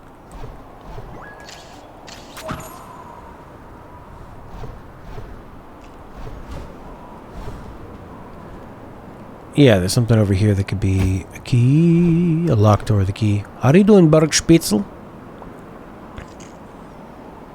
But they have books like Neuromancer to guide their ideas. Yeah, reading Neuromancer, I've been so blown away by how much Shadowrun ripped off from it. Not even tried to be original. It actually felt Witcher 3 had a pretty dull story, just told that amazing well. That's pretty interesting. When I think about The Witcher, what I'm most impressed by, man, is that scene where you're meeting some kind of a lord. Like maybe you're meeting the Bloody Baron or like a king or something. Nice, look at this library. And they're getting you dressed, and they really make it feel like you do need to be dressed well. This is a serious situation. And this feeling of like, that guy's a lord, the person you're dealing with is his assistant, and I felt the weight of the caste system, and that the way that they looked at Geralt as just like a dirty kind of bounty hunter. He wasn't just a hero that could do no wrong, that is praised everywhere he goes.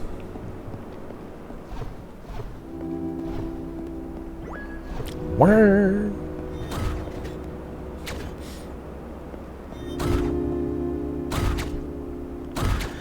And Geralt felt out of place there. Yeah, and it was very... that part was really well done, I thought. But I just didn't want to play it.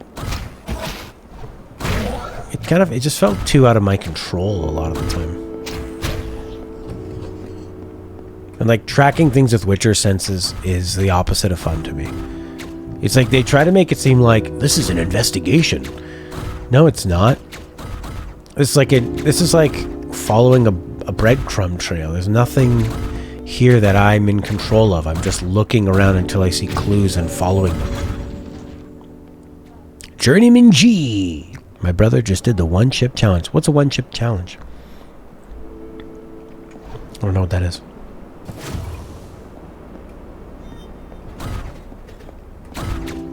The one-chip challenge.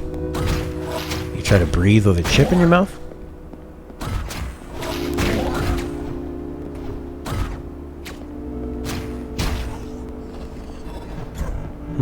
Where's that go?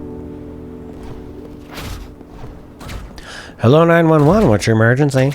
My brother did the one-chip challenge. Sir, is this a real emergency? This is 911. Remember when Halle Berry was a 911 operator in the WWE produced film Girl in the Trunk? Girl on fire. How do I change my weapon?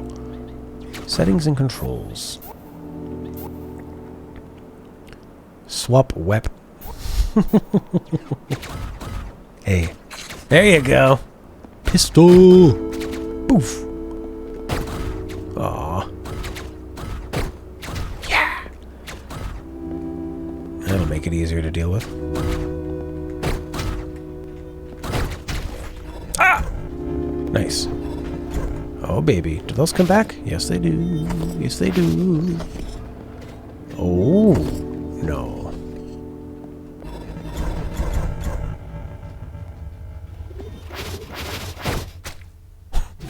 That, like, wet kind of gushy sound. Macaroni in a pot.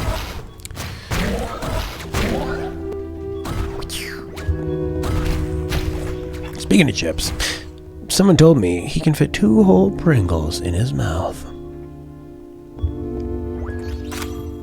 2 whole Pringles. I guess if you stack them.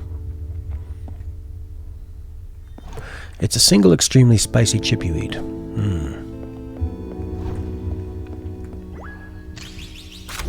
I've never felt the need to challenge myself by hurting myself. Although I did play Control.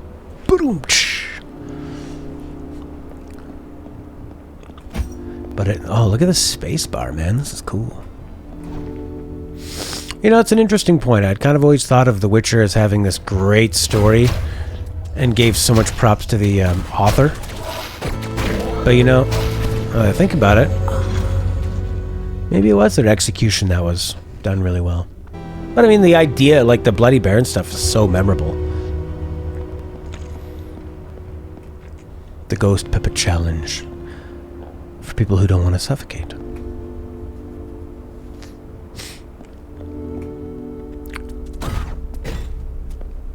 Want a shotgun. I didn't even realize there was a guy at the bottom there. Your mind cannot handle the world behind the poster. You should stay in your little box with walls made of poster. He's crying like his leg got blown off with a cannonball.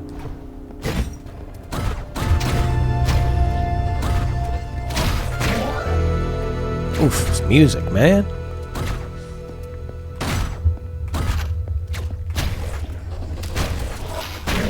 I love the momentum of this game. It's so like whoosh, bash, whoosh, bash. The combat is such a rhythm to it.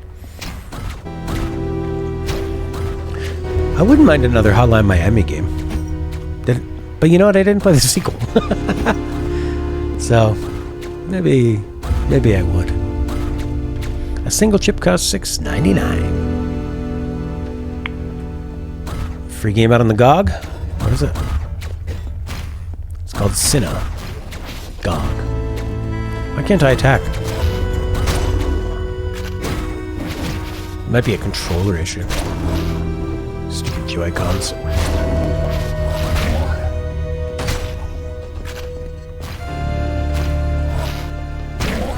It's such a... God, it reminds me... It's... When this game is going well, it feels like... It feels like a martial arts sort of movie. It's how I would want... Or almost like an anime of kind of like that... Whoosh, whoosh, that sounded Japanese style, you know? Swish, swish, bam. Go to the main page and redeem it. What's on GOG? What's on GOG? Paradox Interactive published a sale. Man, they're always having sales. What's the game? Get Children of Morta. Tyranny, 50% off. Pillars of Eternity, 60% off. Stellaris, 75%. Elite Dangerous, so I'd like to play that. Oh, Journeyman G. Baldur's Gate, $80. Okay, let's go. What's in here?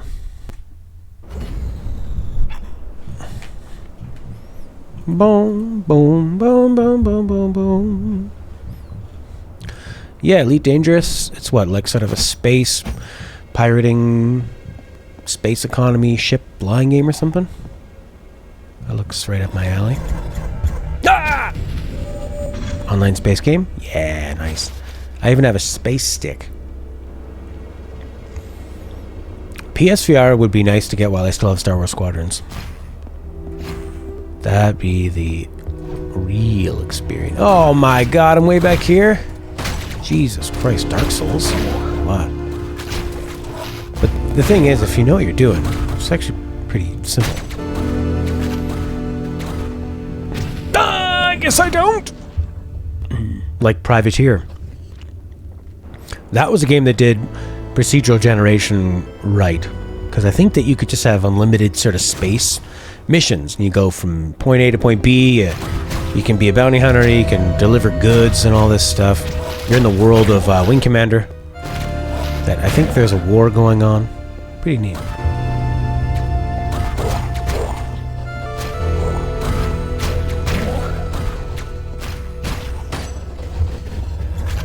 Ah, you dummies.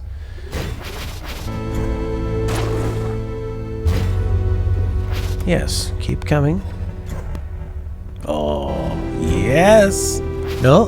What's he doing? How are you surviving that? Yeah, PS Plus Wipeout Omega Collection was free and it's VR compatible. Oh my god! Playing Wipeout VR? That'd be amazing. I would like to play Wipeout. I'd like to play Resident Evil 7. I'd like to play Star Wars again. I saw a good review, Super Bunny Hop out on Star Wars Squadrons. And he was saying that when he was playing because when you play it online, you actually have the ability to look all around your canopy really easily, right? In VR. So you just have such a way better point of view than everybody else.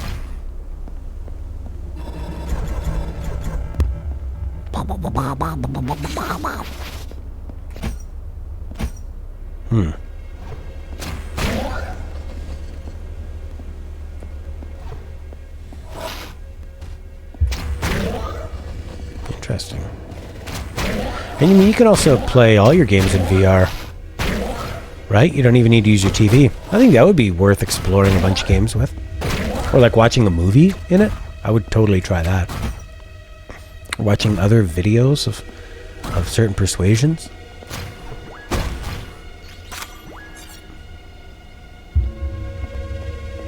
I think there'd be a ton of novelty with it.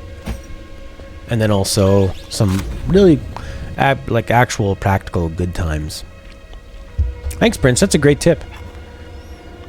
You can watch everything in the cinema view. I'd love to try that. What are you doing?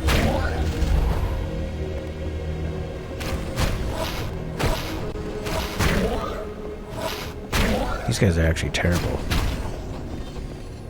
at whatever it is they're trying to do. No! I feel like I just got hit in the face with a tomato. All this music, yes!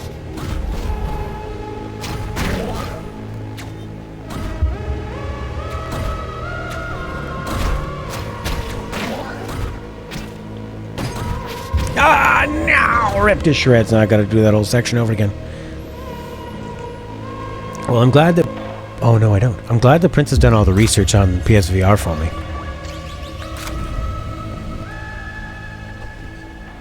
So I know all the little secrets to get. Wipeout. Wipeout. Oh my god, and Thumper? I'd love to play Thumper in VR. And Super Hot. That looks really cool too. Man, they knew where I was going. Sometimes it feels like you have to dodge, because if you walk around they track you, which is smart, because I guess if you kept moving, they would never be able to hit you. Unless they were able to, they had the ability to lead the target. You got the yellow things.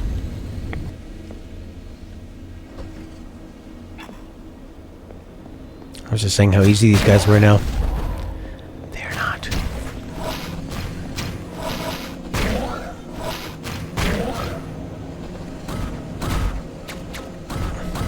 Oh boy.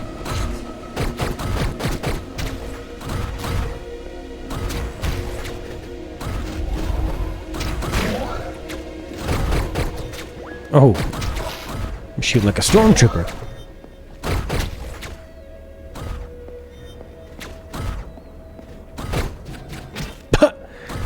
It actually really feels like a gunfight. It's pretty cool. You know when people are stuck in a hallway and they're kind of hiding behind and poking out and shooting and hiding out and poking and shooting?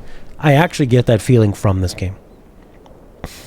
Thumper looks awesome in VR too. Reviewers say it actually makes the game easier. You can see the notes coming at you from farther away. Cool. I really did love... I've never got all that far in Thumper, but I love it. Kind of like Demon's Souls. I love the idea of Demon's Souls. I just not good at it.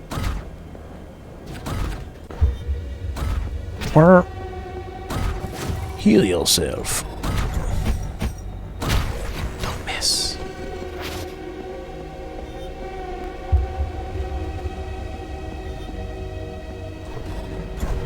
There we go.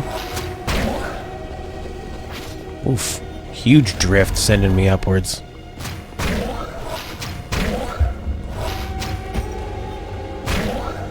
The biggest problem are these platforms. Okay. Quite a gauntlet here. Is it over? No. What are you building? Woof. Rocket launcher man. What is it got, like a heat-seeking rocket? Because it's so cold. I'm the only warm thing around. Whoa! Oh my god.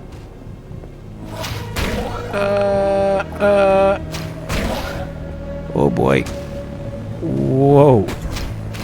Ah!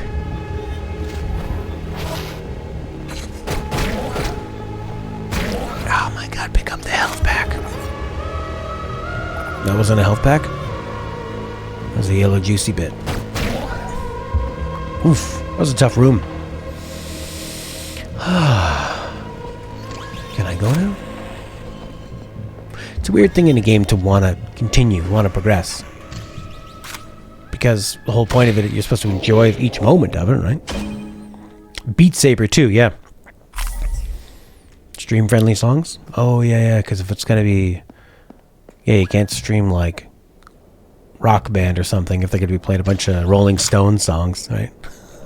We're not having that. You bet your song out of our game. Can't be streaming it. Can't be doing it. No way. That was my Mick Jagger. Warp. No.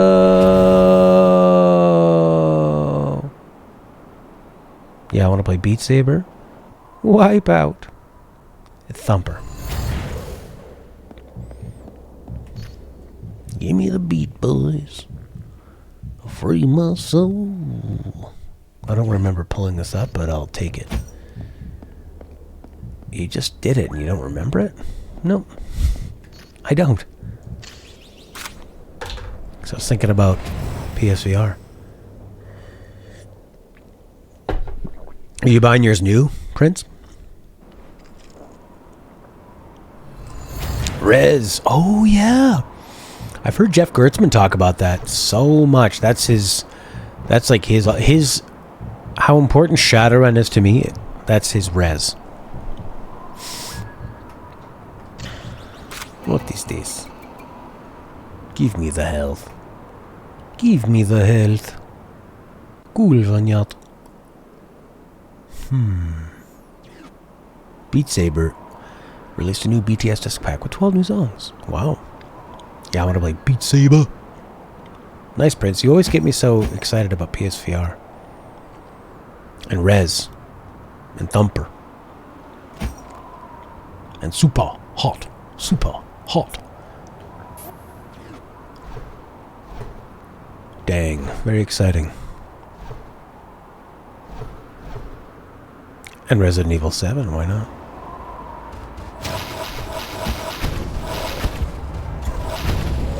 Wow. These guys are pretty good when they surround you.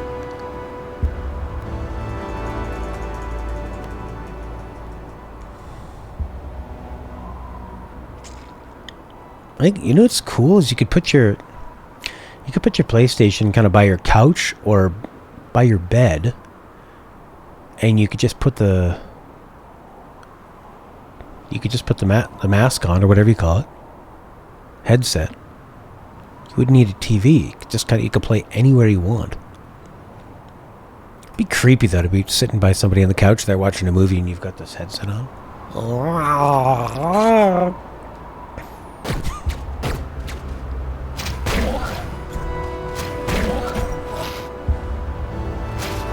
Oh, he moves slower on the stairs.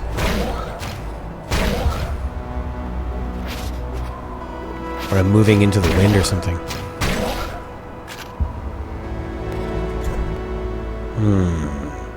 I need to get over here. You always buy your hardware new. Pretty important to buy PSVR new. That goes in your head. That's true. And there's probably like...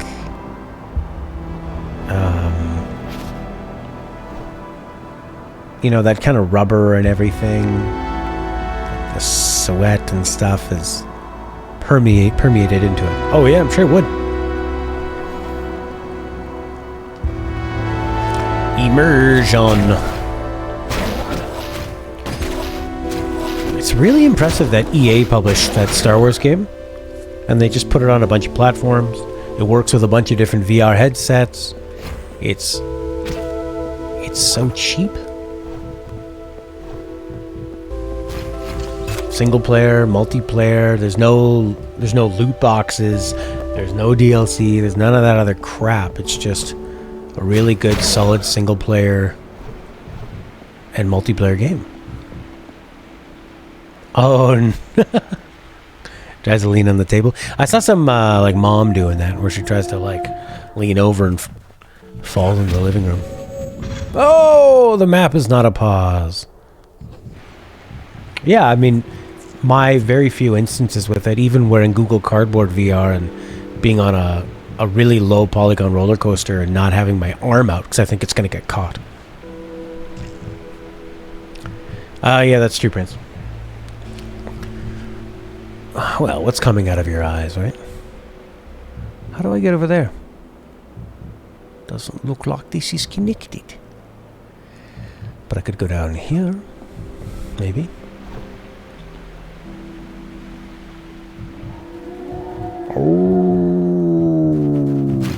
Oh my god, there's so many of them.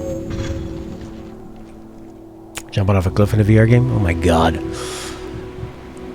It's yeah, we haven't. That's a new thing. This technology that is tricking our brains this much. Here come the wolves.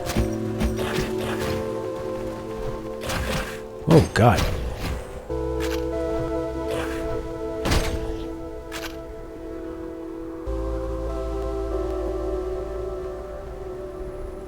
Hey, a little med pack.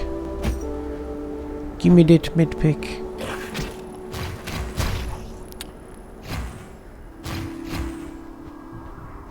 Oh.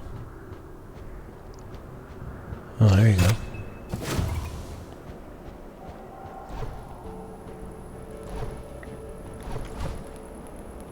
Wow. Kind of dangerous, the amount of being tricked by VR. Oh, really? That's cool. Oh, yeah, you were saying you can see your friend on the other side. On the other... Yeah, like on the screen. Them off in their world doing it. You could have a date in VR. Pre-COVID test date. While I feel like I'm backtracking, the enemies feel like they are an upgrade now. So I feel like I'm going the right way.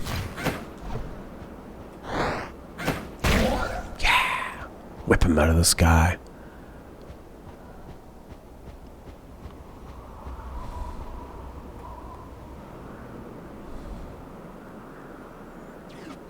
This seems new? No. No, it's not. But there's another medkit here. Uh-oh. Alright, let's see if this key, which does not look filled in, will work on this door. What does that mean?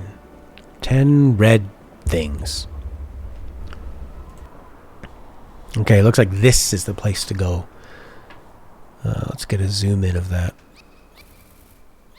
Zoom, zoom, zoom, zoom, zoom, zoom, zoom, zoom, zoom, zoom. All right, down here. If the advertising bubble popped, that is the thing.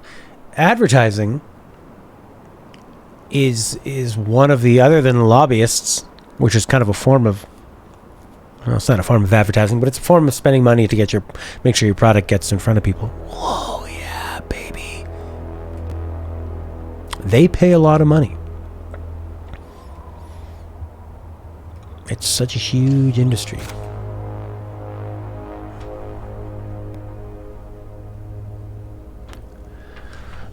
And and there was a time when the internet was basically free of advertising. They didn't know we were here.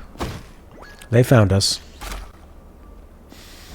I use this browser on my iPhone called Brave, and it blocks YouTube ads, but it gives me these banner ads at the top, which I don't mind a banner ad because I can still enjoy what I'm watching. I don't watch those ads that come up. If I have to see an ad, I turn my phone away from me and I turn the volume down. I don't want my brain Oh, what? I feel like have I already been here?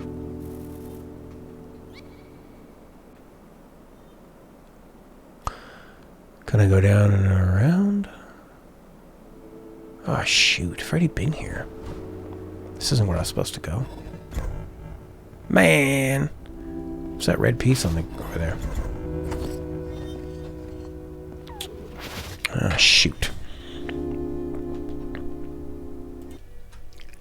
It looks... I've been here, but it looks like this is connected to the part down... So maybe I should try to get there. Where's that going to take me?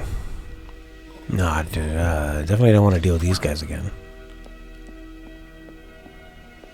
I don't really mind the exploration in this game.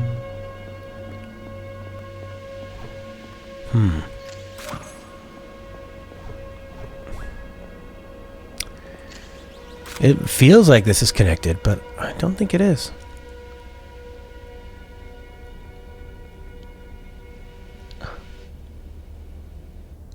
Huh. Yeah, I'm surprised Google hasn't decided to just start calling things out. It's unbelievable. I would love to see a documentary on how they store that stuff. Because you need to literally have hard drives, right? Yeah, an online social hub. That'd be fun. Nintendo should have a kind of like their online where you can play old games with each other, but a hub, you can walk around, you can hang out, you can play, and you can just like walk over to a Mario game and play with somebody. I don't bloody know. How do I get to that purple freak? Purple freak, purple freak. You know I want a purple freak, purple freak. You know I got it. If I could get over here and maybe kind of go up and over. Or I need to go down and then over, perhaps. I guess I need to go down. Oh, shit. This was it. You need to come down here, kind of over around the spot. Like that. The camera doesn't move. So you need to go from here down to here. Little space, trees, down you go. Ah. This is it, baby cakes. More yellow things. Yeah. Well, it's more like they don't want to... Oh, no. Yes? Please don't just be for that one thing. Like if Minecraft was a lot bigger and there were more people on the servers, you could talk to them and do things with them. Ooh, nice big staircase. And rain, because we're going down the mountain. Half snow, half water.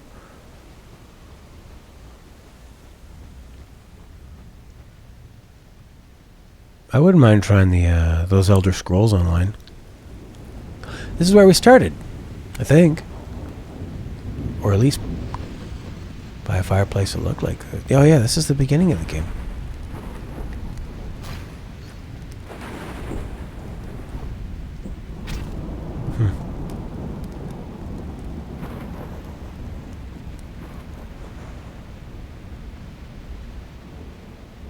What the hell?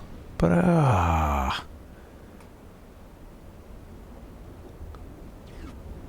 oh no, this is a shortcut.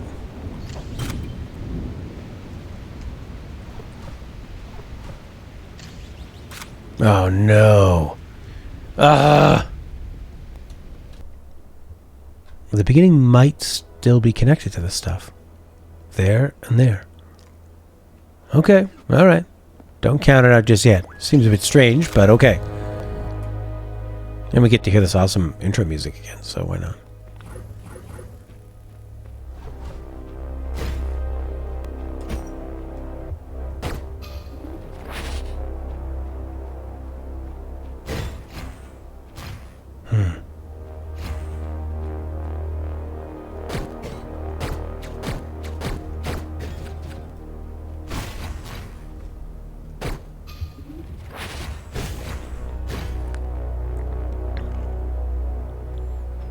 The game. What is the game Rust? What do you do in that game? When I think of oh, this music, yes, give it to me.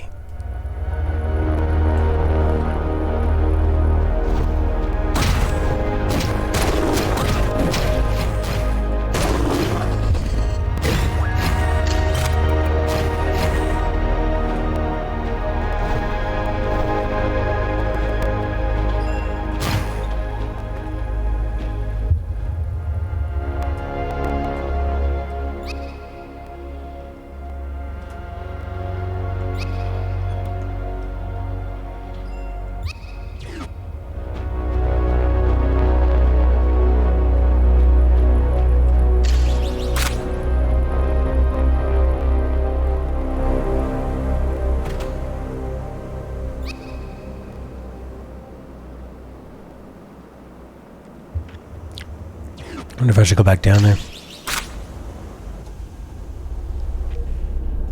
A survival game.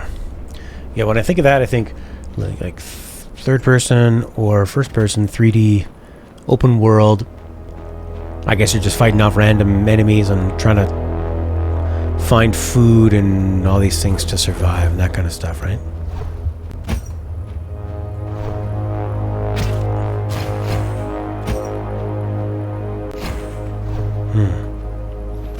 Doesn't look like you're going anywhere else.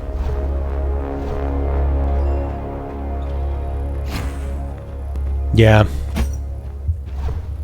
Well, the food gives you something to do, right? Oh. Oh, there is... You can do 3. I didn't know that. Even though it showed me in the video, I thought, oh, they must mean that for later, when you've upgraded a second time. How wrong you were.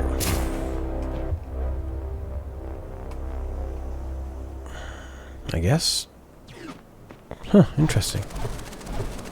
Oh, maybe something's open here that wasn't before. This is so strange. I just feel like I'm going backwards.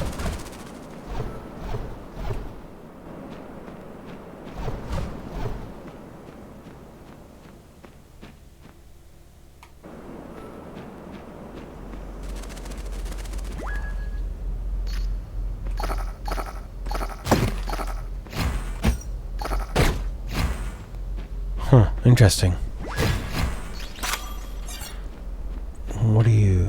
What's this guy on about?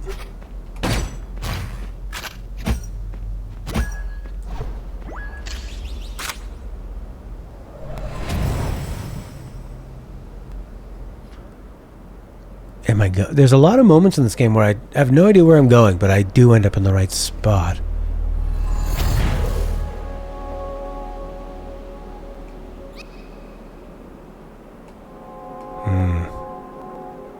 Seems like we need to go back to where we were there.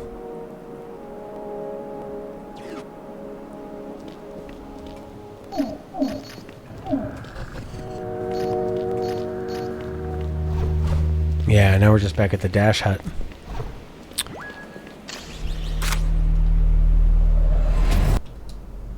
There's a key on this guy's body.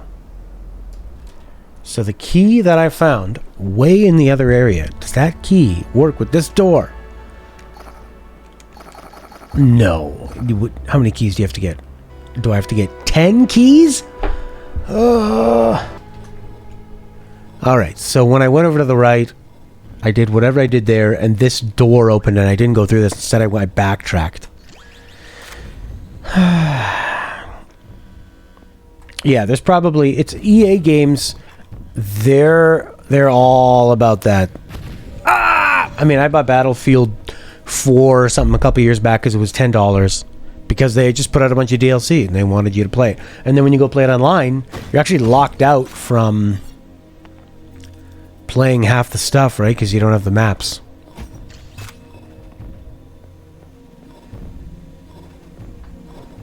Which is fine by me. Oh, baby! I'm doing it, Ma! I'm doing it! Oh, cool. Okay. Oh.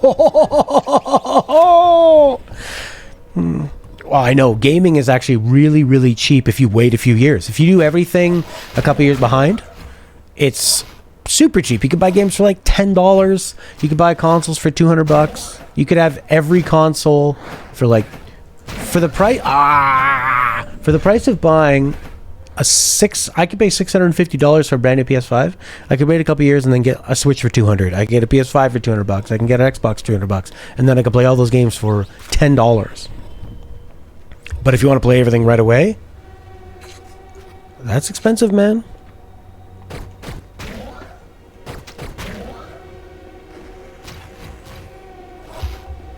Very expensive. Oh, these guys are jerks.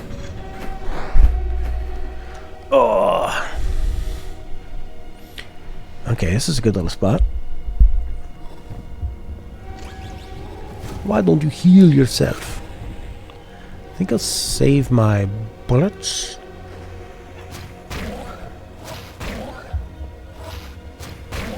Alright. Boom! Boom! Shotgun! Oh, it's really hard to focus on all these guys. Whoa. Whoa.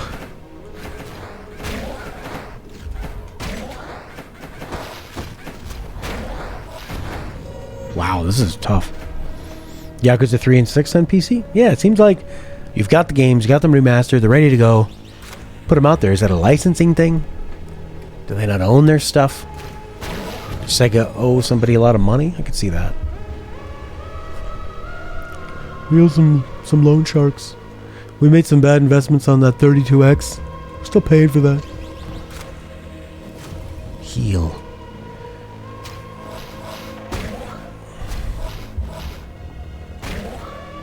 Okay, here come these guys.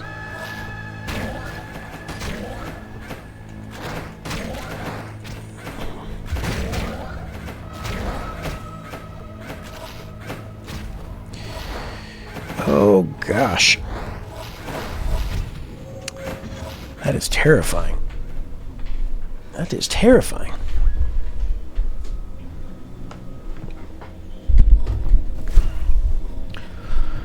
This is quite the cataclysm. What do I think of live service games?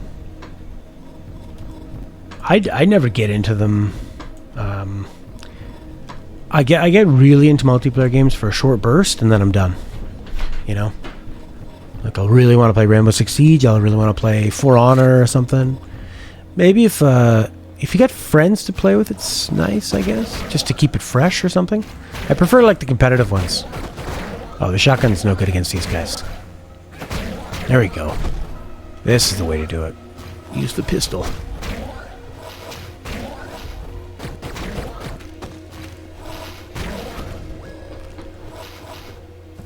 Boom. Games where the world evolves. Could you give me a few examples? I can't really think of some off the top of my head, like what, MMO games, or because I don't really have any experience with MMO games. I played a bit of Destiny, but I wouldn't think of that as an MMO game. Played a bit of Minecraft. I don't think I ever played a... WoW, Destiny, Borderlands 3. Okay, well, I've played Destiny, and I like the way Destiny feels. I like being able to play with people, but I do find it kind of boring that you just have to do the same missions over and over again. And I always find it weird that people rush through it. New Destiny comes out and they're like, okay, we're going to play this like crazy. There we go. You got the 3 things. This opens up another door and then we can come down. Nice. So I just missed a door. That was actually pretty well done on the map. The map isn't room by room, but it does show you simple things you need to do. And you can usually teleport back. That should have been my red flag when I was walking all the way back. Yeah, seasonal content, but I just don't want to do the same missions over and over again in those games. When it's competitive, that changes things because there's that different aspect of the players are creating the new content, the way that they're acting. It's a constant test, right? Okay. So now there is... So you need to... I think you need to go through a door, and you need to fight the boss. Now you've got the 3 triangles. And then you can go get the 4th one, which is pretty strange, but... Here's 3 of these puppies. Maybe that's why people are so crazy about when they play Destiny, they get their squad together and they just try to bash through all the raids as fast as possible, and then they move on to something else, you know? There we go. So this door wants 3 pieces. 1, 2, 3. Or maybe it wants 4.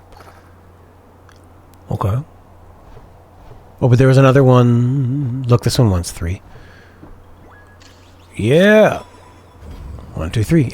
It's cool in this game kind of learning the language. It's very simple. It's like shapes and stuff that a child would learn, but Or a toddler. A baby.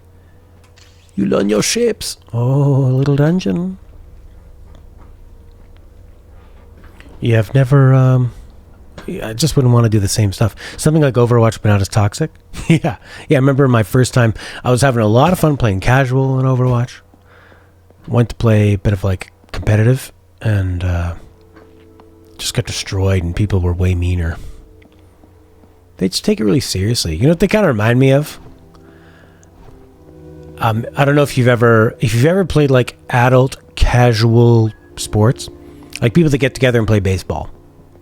And the people that at one point in their lives when they were kids or teens, they played on really competitive teams, and they show up and they're wearing like the baseball gear and stuff, and they're giving people shit if they like drop a pop fly. And you go like, look, dude, this is not what you think it is. You're not a pro. And even the people playing competitive Overwatch, you're not an esports pro, bro. So calm down. The thing with Overwatch is people always like telling each other, don't pick Genji. Don't pick this guy. No, we need another healer. Well, if we need another one, why don't you do it? If it's so important, why don't you?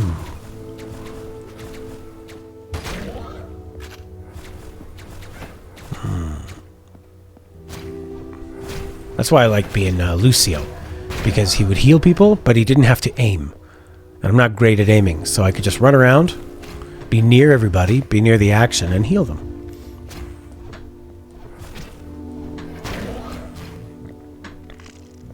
That attitude is infectious. Yeah.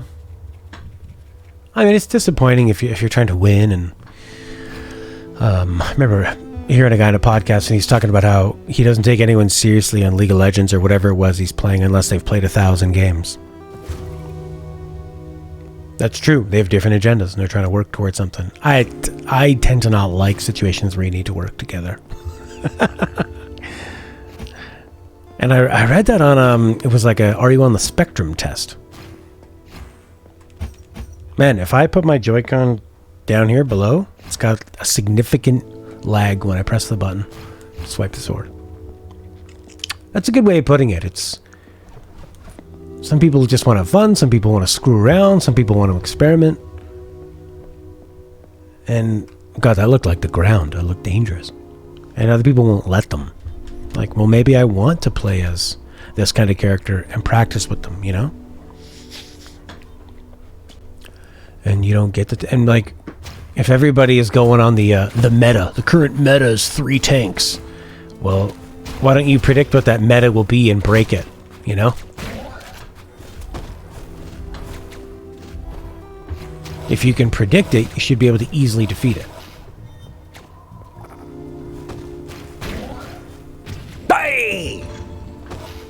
I remember the first time I played Unreal Tournament.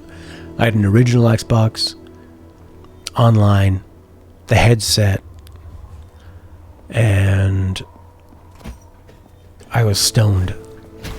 And I couldn't believe how fast it was and how fun it was. And it was so new, so people weren't... like, even the idea of playing a shooter with 2 joysticks was new for people. So it just kind of... like, people weren't as good as they are now, you know? They spent their whole lives playing like that. It's really fun. And I remember I didn't even realize my mic was on it being...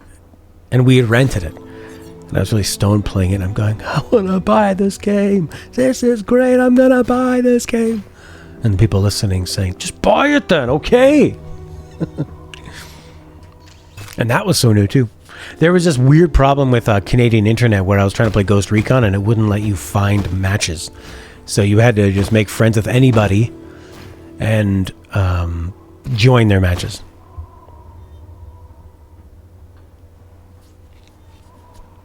And they thought you were cheating?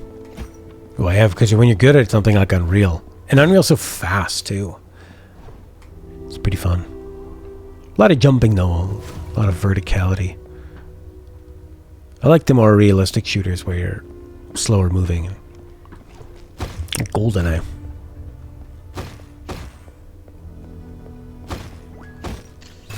Ping, ping, pong. Ping, pong, ping. A library. Just when I thought, okay, I don't really want to go open this new area, fight a boss, and then go down to the next area, they freshen it up. Now it looks like something totally different. This is kind of cool. A mountain in a library in a mountain that's being snowed on. Edward Snowden? The character's head was gigantic. Oh, yeah. Nice. Were you smacking their head, though? Big head mode. Not enough big head mode. 8 out of 10.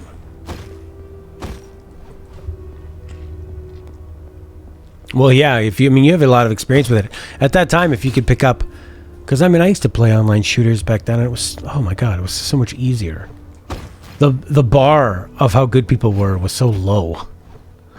It was really nice.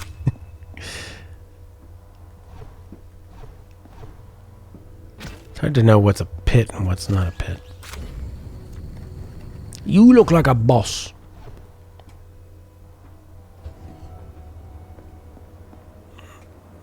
Oh, yeah, baby.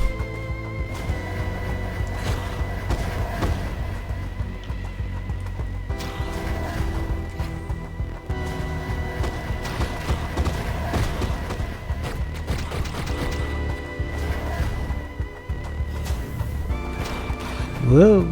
Oh, the wolves and all these enemies. Man, you know what's cool about this boss? Every platforming and enemy challenge you've had to do is now represented here.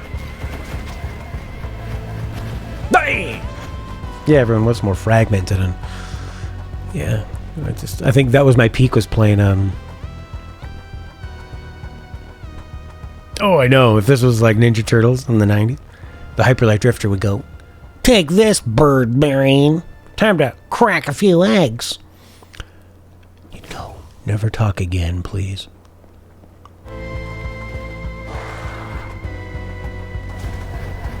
Looks like hunting season. Oh, I'm hunting Boyd.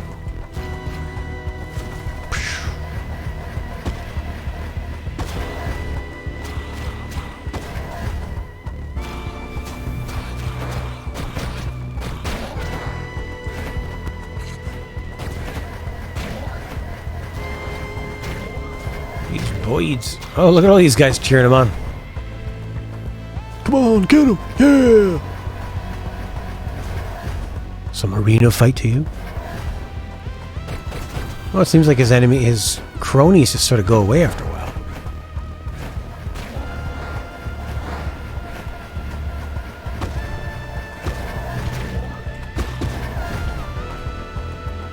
This is such a great game.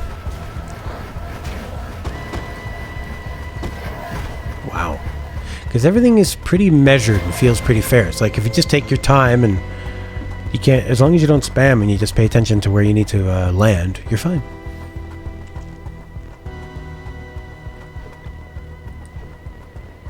Do I get a med kit again? A med kit.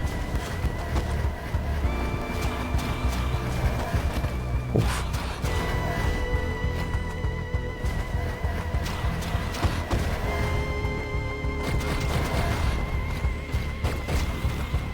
Okay, whoa, these guys.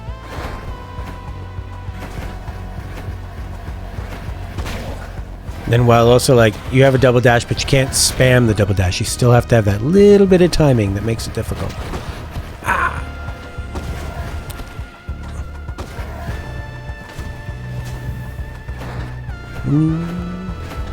Oh, if I actually have the triple dash.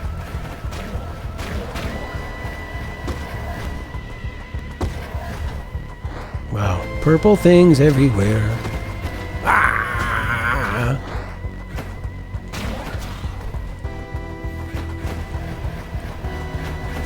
Wow.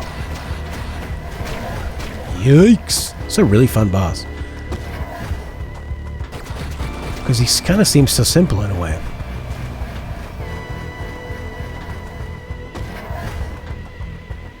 Don't touch lava. The floor's lava.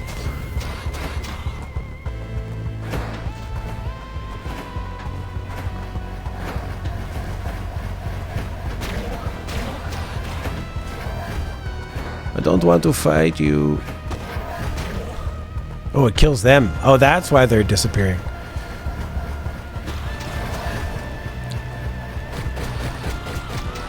Oh, that's doing a lot of damage, Joe. Oh, the 1, 2, 3! This game is, yeah. Can't believe I waited so long to play it.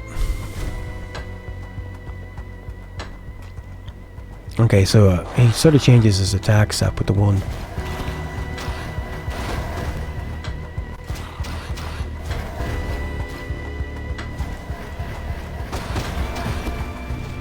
If I could do it again, I wouldn't have picked,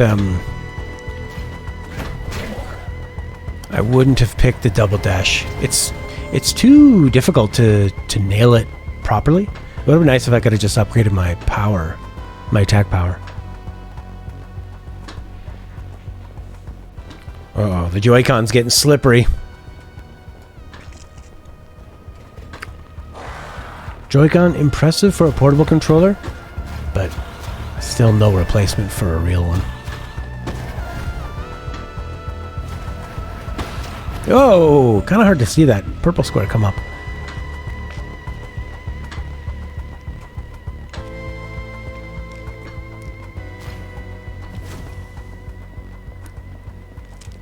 Alright, guy. I like that he doesn't have a big speech. Ah. Oh, they're actually going to put that out? I was wondering when they're going to do that. Because movies just haven't been doing good. The thing with those movies is they need to make so much money, right? Ah, what a waste of a hit point. Son of a bitch. Yeah, the first one was... I think the first Wonder Woman was fairly... She was pretty likable. It was a fairly fun little fish out of water story. The reveal of the baddie and the fight at the end I thought was pretty generic, but overall, pretty fun.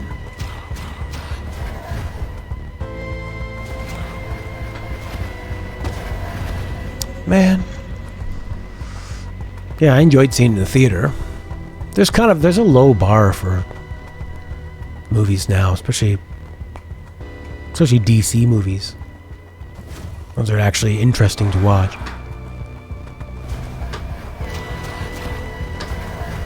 Jesus fucking Christ. Does it seem like he's getting harder to deal with?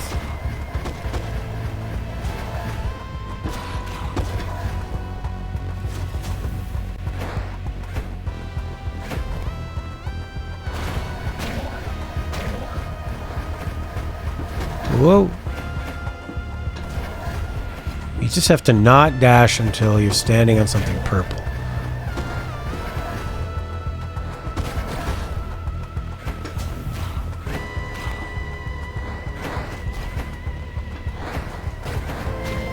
Whoa. And don't shoot or attack because it'll stop you from being able to dodge purpleness.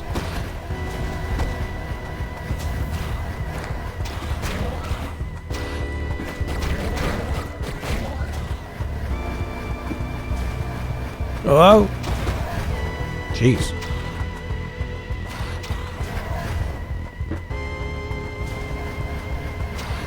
It's when it kind of like tracks you. That's the scary part. When he puts them all down at once, it's easy to just find a space. Oh, is it? Is it so easy? Ah!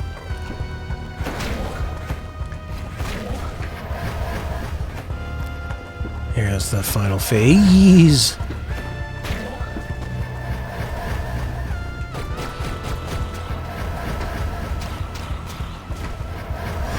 Oh my lord. This one... I totally panic spammed right into it. Wheel of Time turns out on Amazon. Is Wheel of Time, that's one of the books that you like, and they're going to adapt it. Amazon has pretty good taste. I mean, one of my favorite movies of the last little while, The Vast of Night, is on their service. Man. Panic spam, why you can't beat Dark Souls? Well, that's what makes those games interesting, is that is the timing of it. You can't. It's like Devil May Cry. You can just spam your way through it, but these games you cannot. Every action has a weight and a consequence. When you decide to use a melee or a shot or a teleport, you are making a decision.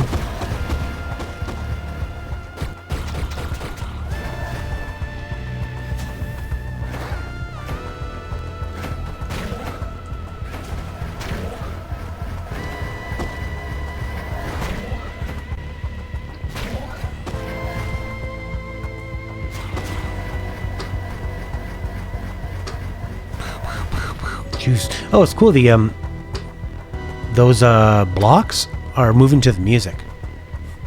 It's pretty fun. Pretty interesting idea.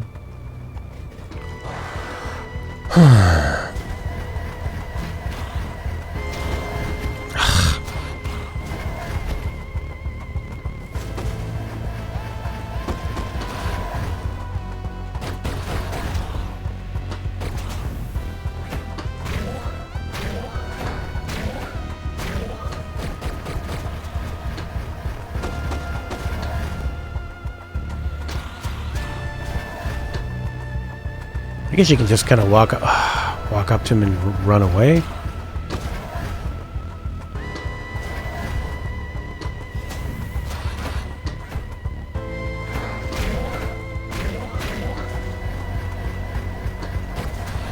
Oh, I dashed into a baby. Whoa!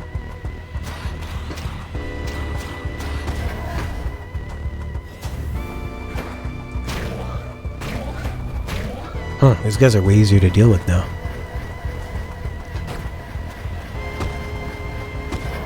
Whoa! Oh man, health would be nice, eh? Little secret med kit somewhere.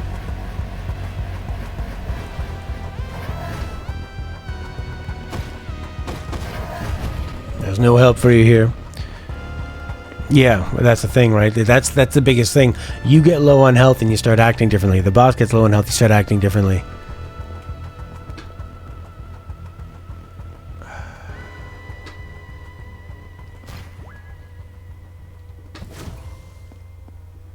Alright, let's go in. Pretty good boss.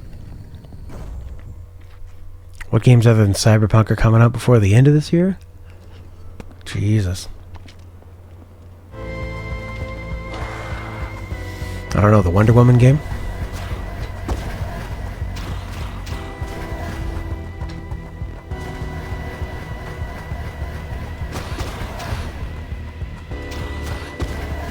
All you really gotta do is just stop attacking when he puts purple things down. And run away. You just can't stop to randomly dash your attack. That's all you gotta do. Just go. That's a quick one.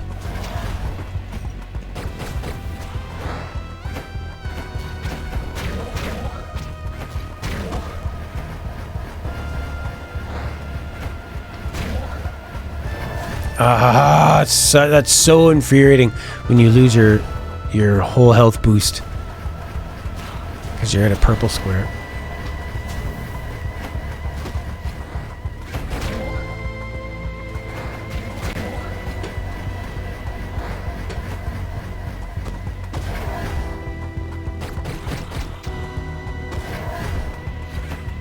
Oh!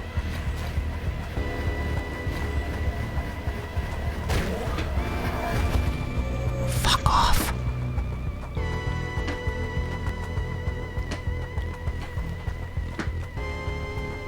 Yeah, I mean, well, all these games are totally available on, basically all of them are available, other than Demon's Souls, are available on the old systems. Spider-Man, Call of Duty, Assassin's Creed. They're just better versions of it. It's like getting a new graphics card.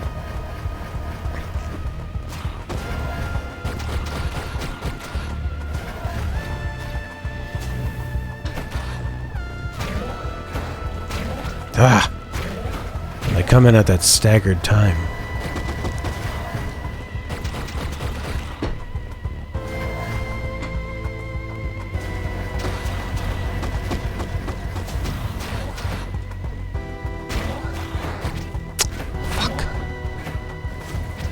Oh, that's such a piss off.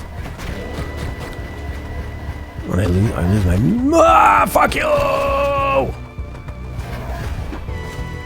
that's when you heal. This feels like a Dark Souls boss. Wow.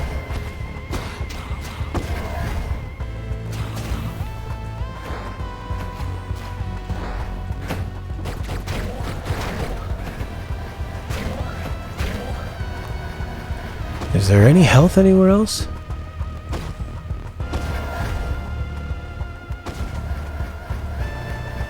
I don't think so.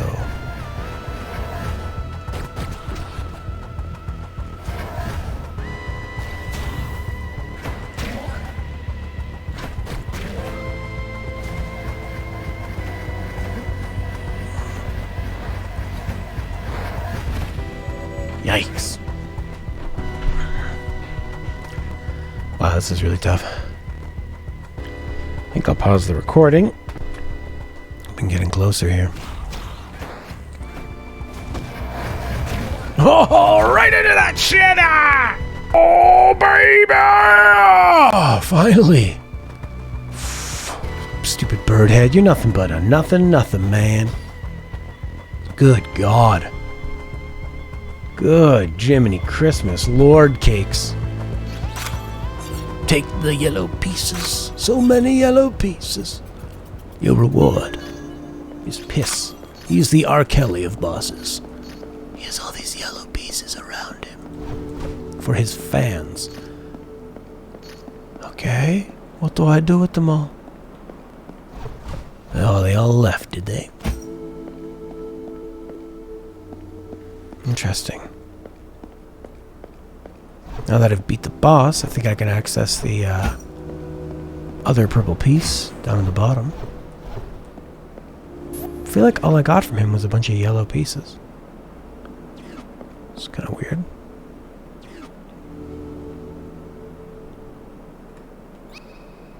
Oh my God, was he not the boss? Is the boss actually up here? Was he like... That was the sub-boss.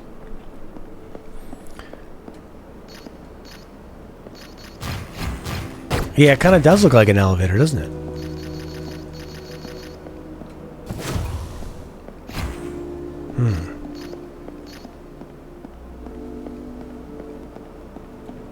It slows you down when you walk through them. These look like ways out.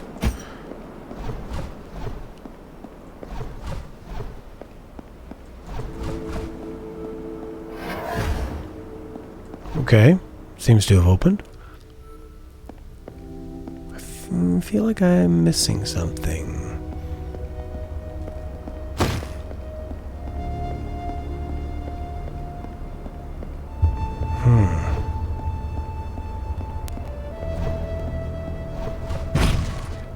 I don't think it's time to walk back just yet.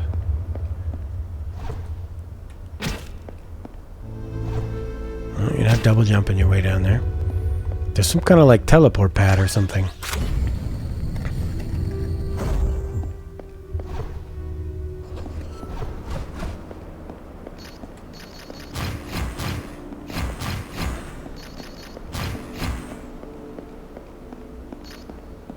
Interesting. Alright, these things on the left and the... Oh, well, on the left anyway. This is walkway. Okay. The path has opened. You got a rifle! Oh, what's this? Looks like it's got maybe more power. The pistol so far has been really, really nice. For taking out a bunch of people right away. Oh, yes. Wonderful. Another Xbox. Now, presenting the most powerful Xbox ever. It's the size of a house.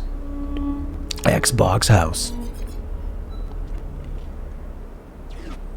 We've turned every room into computing house power. All the people that live in the house will be used to to create the most impressive Xbox graphics ever. This thing's just pulsing away. Isn't that lovely? That's a big one. Where have you taken me?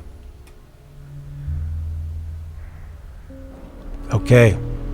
I think I'm going to end off there for today. Great game.